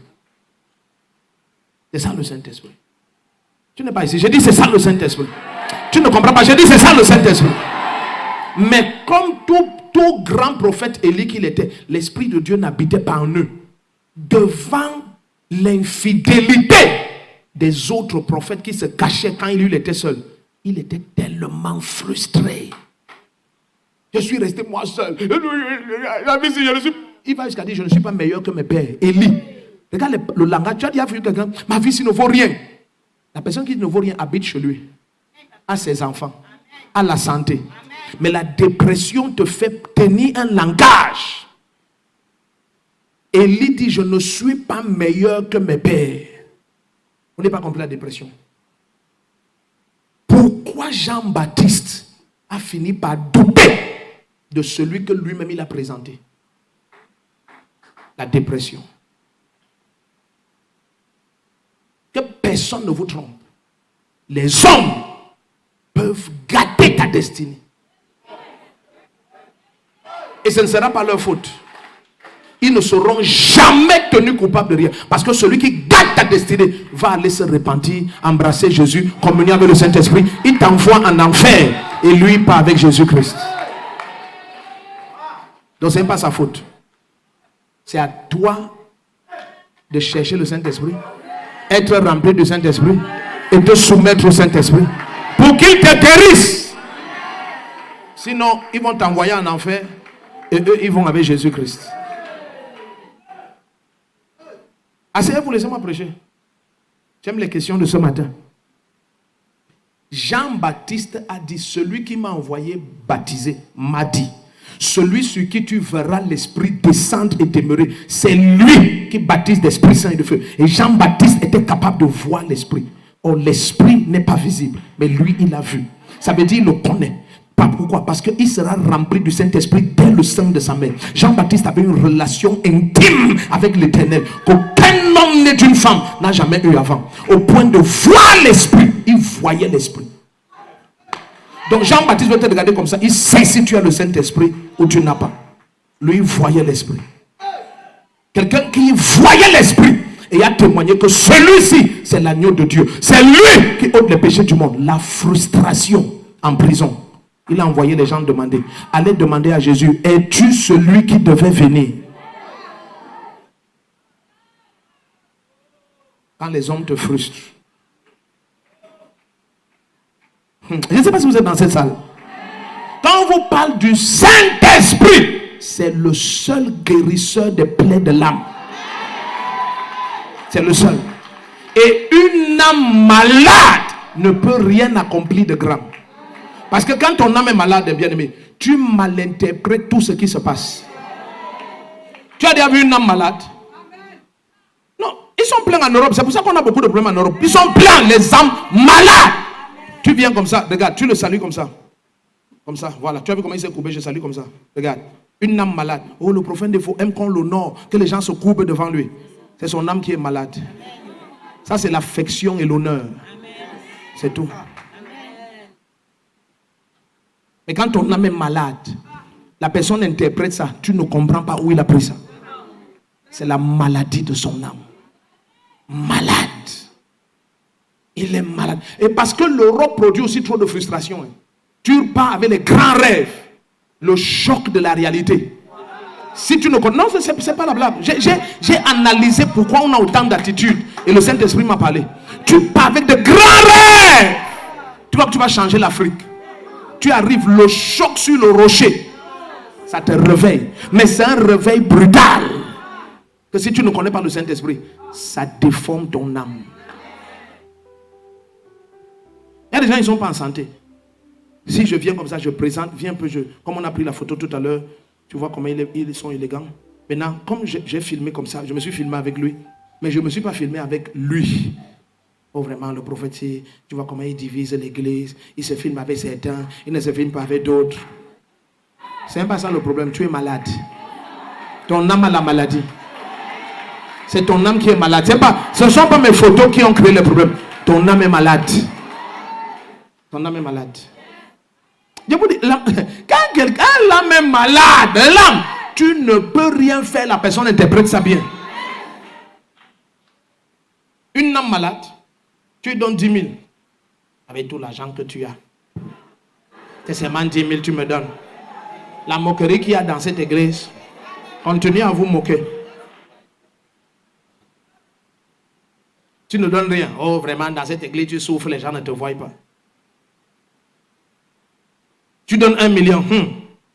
Où l'argent s'y sort d'eau. Avant d'utiliser ça d'abord, vraiment. Tu vois, quand l'âme est malade, l'âme, tu ne peux pas aider quelqu'un. L'âme, c'est là-bas que ça se passe. Et le seul guérisseur de l'âme, c'est le Saint-Esprit. Quelqu'un qui comprend un peu dit amen. C'est le seul. C'est le seul. C'est le seul. C'est le seul. Le seul qui guérit ton âme. C'est pour ça qu'il dit, il restaure. J'aime ça en anglais. He restored my soul. J'aime ça en anglais. En français, on dit, il restaure mon âme. Oui, mais j'aime ça. Il restored my soul. Il restaure ton âme. Ça veut dire que ton âme avait été endommagée. Tu crois que ton âme est normale? Il y a des gens, si Dieu te dit ce que leur âme produit comme message quand moi je prêche, tu vas te demander qu'est-ce que tu fais à la communauté missionnaire de réveil. Regarde comment il est vantard, regarde. Regarde-moi ça, regarde. Il veut nous montrer qu'il change les habits, regarde la veste là, regarde. Il n'enfile même pas la chemise, regarde. Et il s'appelle prophète. Je suis là comme ça avec mes problèmes, il ne me dit même rien. Vraiment. Quand l'âme est malade, il est assis là seul. Vraiment, dans cette église, il m'a dit qu'on aime rabaisser les gens. On aime rabaisser les gens. Moi, j'étais d'abord un ministre. Après, maintenant, on m'a enlevé ministre. On aime seulement sentir qu'on rabaisse les gens. En tout cas, on verra. Je suis là jusqu'à Dieu va répondre à la fessée.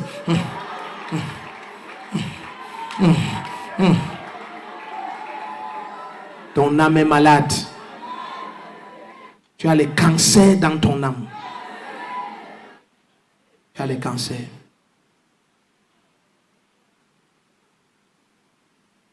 Tu as des cancers dans ton âme. Vous savez, quand l'âme est malade, écoute, tu peux court-circuiter. Ça va jusqu'au point où tu court-circuites ta vie. C'est-à-dire que tu devais vivre encore 50 ans. Tu coupes ça. Et tu meurs avant ton temps. C'est à ce point. C'est-à-dire, tu deviens amer. Amer. Méchant. Méchant. Parce que l'âme est malade. Malade. Malade. Malade. Est-ce qu'on est ensemble? Et souvent, le problème, ce n'est pas ce que les hommes te font. C'est combien tu communies avec le Saint-Esprit. C'est ça la sagesse. Communier avec le Saint-Esprit. Laisse qu'il pense ton âme. Laisse qu'il guérisse ton âme. Laisse qu'il colmate les brèches. Est-ce que vous savez pourquoi on a dans la parole du Seigneur des gens ils ont traversé de graves peines. Mais la joie est restée. La paix est restée. C'est à cause de leur profonde communion avec le Dieu de leur salut qui leur a donné une pleine guérison. Vous savez, bien aimé, je vais vous expliquer quelque chose. Quand votre âme est guérie, vous savez ce que je vous dis? Quand votre âme est guérie, aïe, vous comprenez la parole. Regarde, si moi, je suis ton père et je veux faire de toi un géant, si tu ne connais pas le Saint-Esprit, c'est pendant que je veux faire de toi un géant que ça va te détruire. Vous savez comment on fabrique les géants? Je laisse les vraies choses ici qui étaient d'expulser les agents des ténèbres qui faisaient les lavages sur les gens et qui intentaient les machins, tout ça. Je laisse les raisons là. Mais même pour faire les géants, vous savez comment on fait les géants? Je te prends. Tu es David. Je t'élève. Tu travailles à côté de Saül. Tu tues Goliath. On te célèbre. On fait les musiques avec toi. Après, je te rabaisse jusqu'à tu fais le fou. Et tu m'humilies comme ça. Tu sais ce que je suis en train de faire? Je veux que la gloire des hommes meure en toi. Pourquoi? Parce que je te prépare pour t'asseoir sur le trône. Maintenant, si quand je t'avais mis là, tu pensais que tu es arrivé, lorsque je vais te tirer et te craser au sol, on verra que tu es malade. Personne n'a dit amen parce que l'autre aussi te dépasse. Or, j'étais prêché fatigué. Quand l'esprit de Christ travaille, il y a toujours la phase là. Personne ne veut dire amen ici. J'étais dit, nous pratiquons la parole. On n'importe rien. On pratique ce que l'Esprit de Dieu instruit de faire. Pourquoi? C'est comme ça qu'on forme les géants. Regardez, les géants sont les vrais géants pour Dieu. Ils sont tellement brisés que, oh mon Dieu, les gens, est-ce que vous comprenez les messages qu'on prêche? Attendez, ils sont tellement brisés que Dieu les a sauvés et les a couverts de tout ce qui pouvait exposer les autres sur le trône. Je peux vous prêcher. Ce n'est pas une prophétie, hein, c'est un exemple. Quand vous voyez David, pardon, suivez-moi, dépose un peu ta Bible. Ce n'est pas une prophétie, c'est un exemple. Lui, je lui ai déjà dit la vision que j'avais eue le concernant. Celui-ci va très loin. Donc, quand vous voyez David, regarde, quand vous voyez David derrière le bétail, n'est-ce pas? La manière que son cœur se met en danger en tuant l'ours, en tuant le lion, pour sauver le bétail qui ne lui appartient pas. Tu ne peux pas imaginer que David peut tuer aussi un homme pour prendre sa femme. Tu ne peux pas imaginer ça, n'est-ce pas?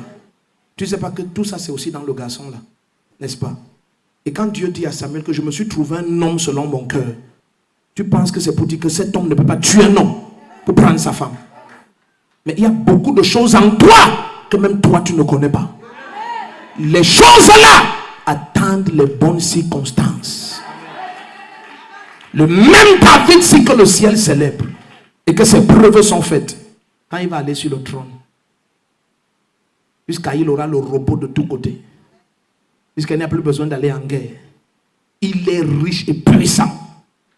Il va voir une femme, il dit je la prends. Tu peux aller t'asseoir, amen. Il va voir une femme, il dit je la prends. On dit c'est la femme de quelqu'un, il dit tu es son mari.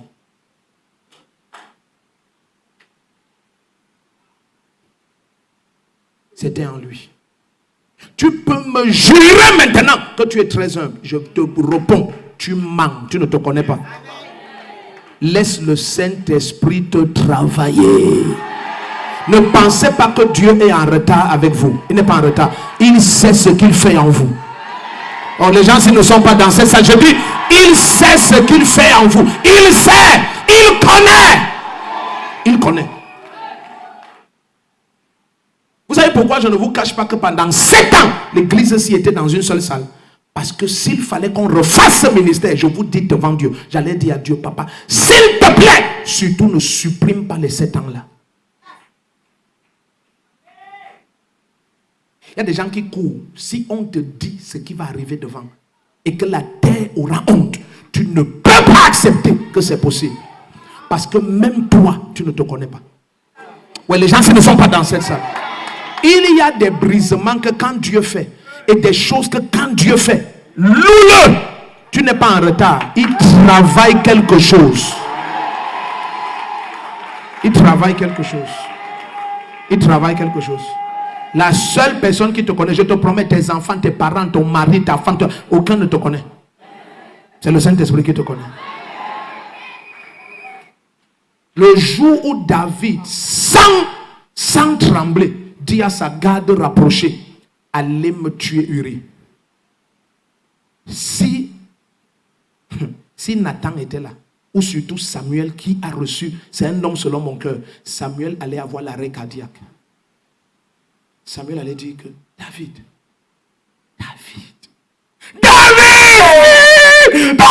Donc tu peux tuer un homme pour prendre sa femme.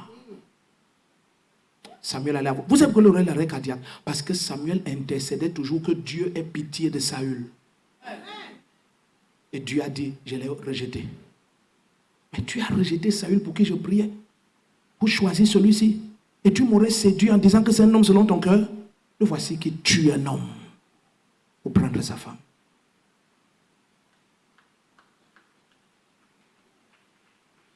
Laisse que le Saint-Esprit guérisse ton cœur. Ouais, les gens, s'ils ne sont pas dans cette salle, je dis, laisse que le Saint-Esprit guérisse ton cœur. Tu ne peux pas imaginer ce qui est dans ton cœur. Assieds-toi. Il y a des gens en toute sincérité, si Dieu les exauce maintenant, ils vont perdre leur salut. Ils vont perdre leur salut. Ce n'est pas la blague. Ils vont perdre leur salut. Ce qui dort en eux, que même eux, ils ne connaissent pas, ils vont perdre leur salut. Ça va se réveiller. Ça va se réveiller. Je te dis, ça va se réveiller.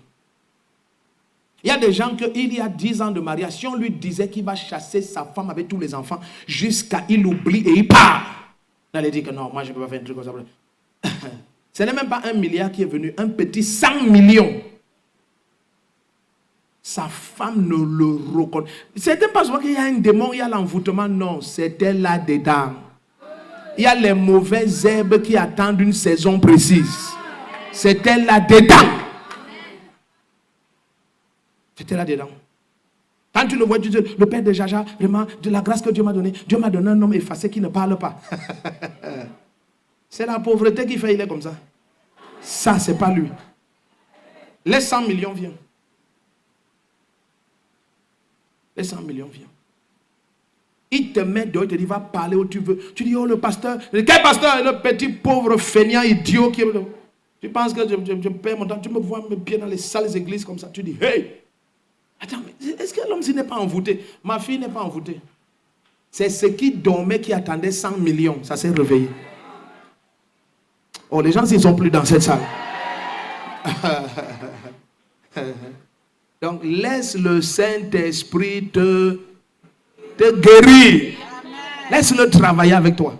Et ce que beaucoup de chrétiens font souvent, ils ne savent pas que c'est pour leur mal, c'est pour ta perte. Tu aimes dribbler, forcer les choses, dribbler. Le Saint-Esprit te dit, ouais, laisse que je fasse. Je connais le danger pour toi d'avoir cette chose maintenant. Laisse que je fasse. Laisse que je fasse. Laisse-moi faire. Laisse-moi faire. Ne force pas. Et il y a des gens, quand ils forcent et Dieu fait que ça échoue, ils ne savent pas que c'est pour leur bien. Oh Seigneur, les anges même regardent. Je dis, celui-ci, on va me l'aider comment? Donc maintenant, tu comprends que le Saint-Esprit doit être ton sujet unique. Unique, unique, unique, unique, unique.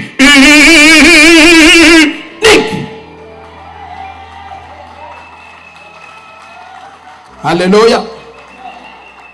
Ok, il est 13h30. Prenons une dernière question.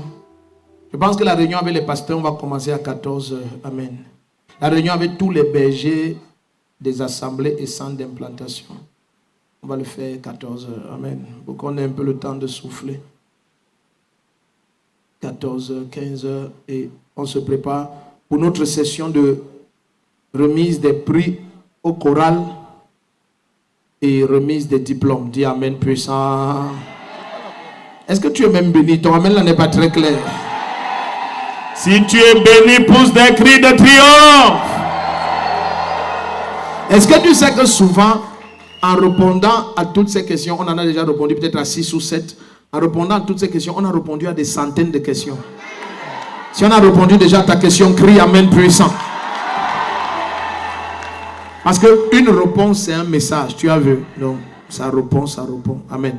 Ok, prenons la dernière question, puisque dans tous les cas, à un moment donné, il faut qu'on arrête. Que Dieu vous bénisse. Ok, une dernière question. Merci, papa. Oui, oui, oui. Je suis mademoiselle Bédi Annick Estelle de l'Assemblée d'Edea. Oh, Edea. Oui. Ma question concerne l'oubli. L'oubli? C'est ça, papa. D'accord, parfait.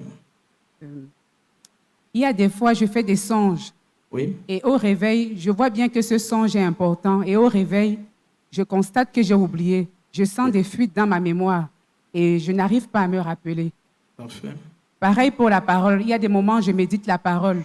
Oui. Je suis les enseignements.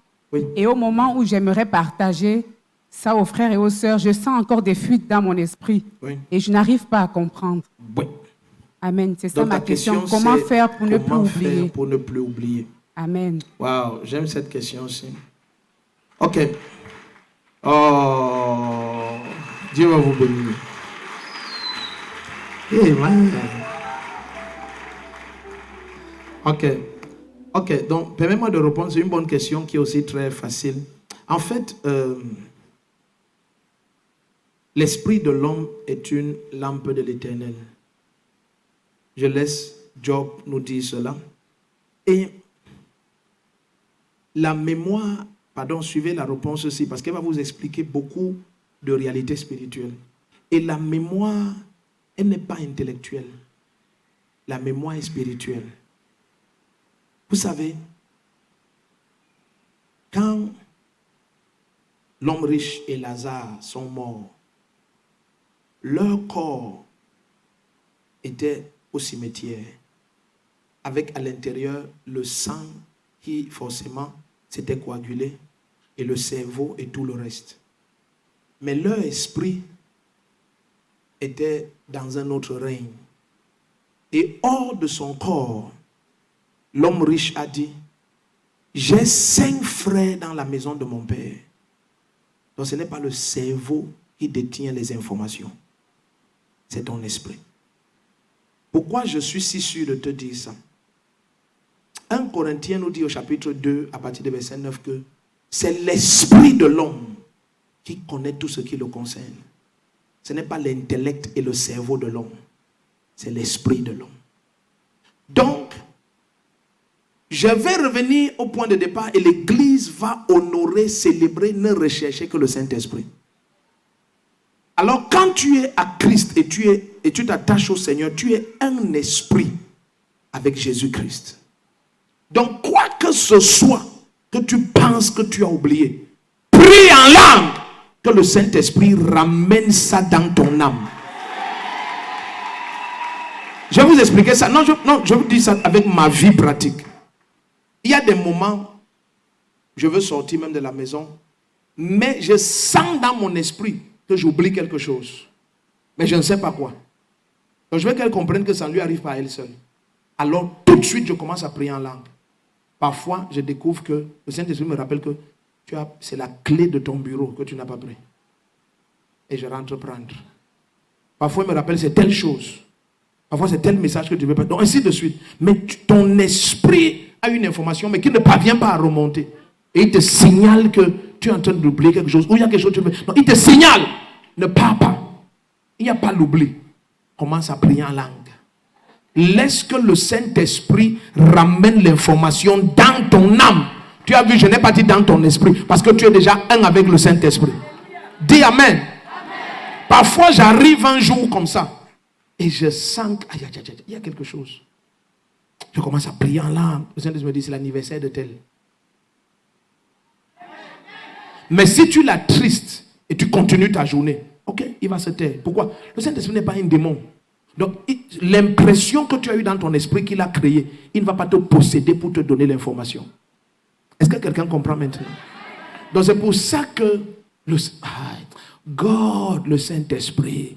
Donc, si tu te couches, tu sais que tu as eu un rêve, mais ça ne revient pas. Prie. D'après vous, attendez, d'après vous, quand Daniel au chapitre 3 dit qu'il y a un Dieu au ciel qui révèle les songes des hommes, qu'est-ce que ça veut dire? Si un homme peut accéder aux songes d'un autre, alors toi-même, tu dois accéder à ton songe. Donc maintenant, imagine, tu pries par l'esprit. Le Saint-Esprit te ramène le songe là. Donc, parce que Nebuchadnezzar n'a pas dit le songe. Il a dit, supposons que j'ai oublié. Vous, dites-moi le songe. Donc vous, devenez mon esprit. Et Daniel est allé prier. Et le Dieu qui connaît tout a révélé tout le songe avec les détails. Donc si Dieu peut révéler ton songe à quelqu'un, imagine à toi-même. Toi qui es fils de Dieu, tu es supérieur à Daniel. Quelqu'un crie, hey! Est-ce que vous comprenez bien maintenant? Je suis plus que Daniel. Alors si Dieu peut révéler à Daniel, quelqu'un dit, à plus forte raison, moi. Asseyez-vous, je vous raconte une histoire vraie. Ça, c'est à la gloire du Seigneur. Asseyez-vous. Un jour, ouais, les choses aussi. Un jour, il y a un monsieur, on causait, et je savais qu'il m'a invité dans son bureau. La seule raison, c'était pour tester mon ministère. Oh, j'ai déjà eu ça fatigué. Et pendant qu'on cause, il me dit que, regardez comment il me dit. Il me dit, ouais, vraiment, mon prophète. Mais je savais dans son esprit, dans mon esprit, que tout ce qu'il dit là, c'est pour, il se moque de moi en fait.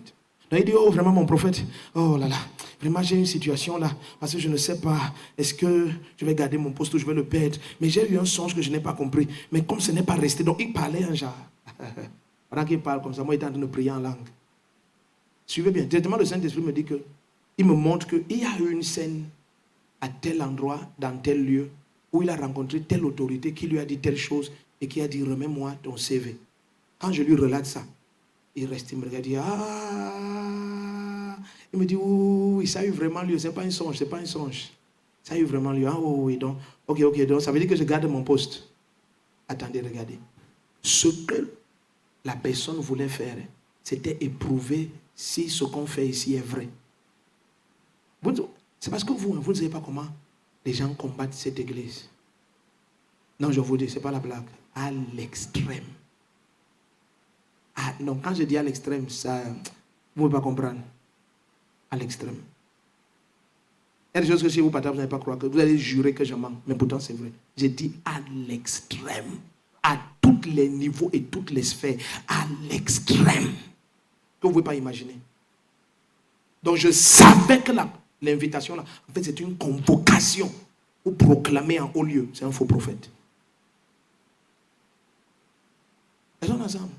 Non, des choses terribles. Je me souviens, le peu que je peux dire en parabole, que je ne veux même pas tout dire, c'est qu'à un moment donné, les plus grandes autorités de ce pays devaient atterrir ici avec la gendarmerie et la police, casser ce lieu.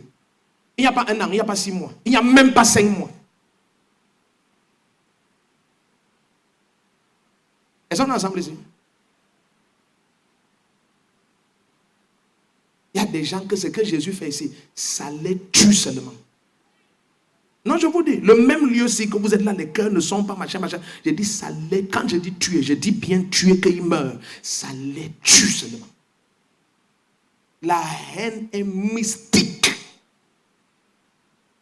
Ils ne sont à l'aise qu'avec ce qui est faux. Donc je savais que ce n'est pas une invitation comme il laisse penser là. Non. C'est qu'on l'a mis devant. Teste-le. Et dis-nous. La manière qu'il était mal à l'aise, je savais que Jésus l'a eu. Regardez, dit, ah, c'est ça, c'est ça. Non, c'est pas un rêve, ça a vraiment eu lieu. Oh, ça a vraiment eu lieu, ça a vraiment eu lieu, ça a vraiment eu lieu. C'était tout. C'est tout. Il allait rendre compte. C'est tout. Souvent, quand je vois les gens rusés, oh, je suis prophète, je suis machin, je dis que c'est Dieu qui t'aime, qui fait que ton mensonge là reste dans un coin. Non, vous ne connaissez pas, écoutez, bien aimé, vous ne connaissez pas le pays si où vous êtes, prié pour connaître que nous sommes où. Si Dieu te montre où tu es, tu seras humble. Tu vas cesser de dormir et jouer comme tu joues avec ta vie. Ah, tu ne connais pas où tu es. C'est que tu allais interpréter la langue ici.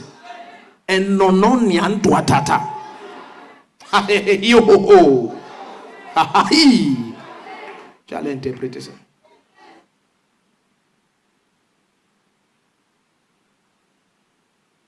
Imagine, le Saint-Esprit peut révéler à Daniel le songe de quelqu'un qui dit que je ne vous dis pas. Je ne vous dis pas ce que j'ai rêvé. Oh, dis-nous. Nebuchadnezzar dit je ne vous dis pas. C'est que j'ai. Et Nebuchadnezzar, c'est quelqu'un que j'aime beaucoup. Parce que Nebu, il aime tout détruire. Il dit que si vous ne me dites pas de songe, je garde vos maisons, je détruis tous vos enfants, je tue tout le monde. Maintenant, après ça, quand Daniel lui montre que Daniel est de Dieu, maintenant il change. Il dit, celui qui ne sert pas le Dieu de Daniel, je le tue, je tue toute sa maison. C'est-à-dire, Nebuchadnezzar, lui, il aime ça. C'est-à-dire, tu ne comprends pas. Tu as envie de dire à Nebuchadnezzar que je dis, tu n'as pas un autre décret à part détruire tout, tuer tout le monde. Quand c'est pour servir Satan, c'est que je tue tout le monde. Maintenant, il change, il veut servir Jéhovah. Il dit que quelqu'un ne sert pas Jéhovah. Je tue tout, je détruis tout, je tue. Tu dis, kai. Nebu. Tiens-toi sur tes pieds.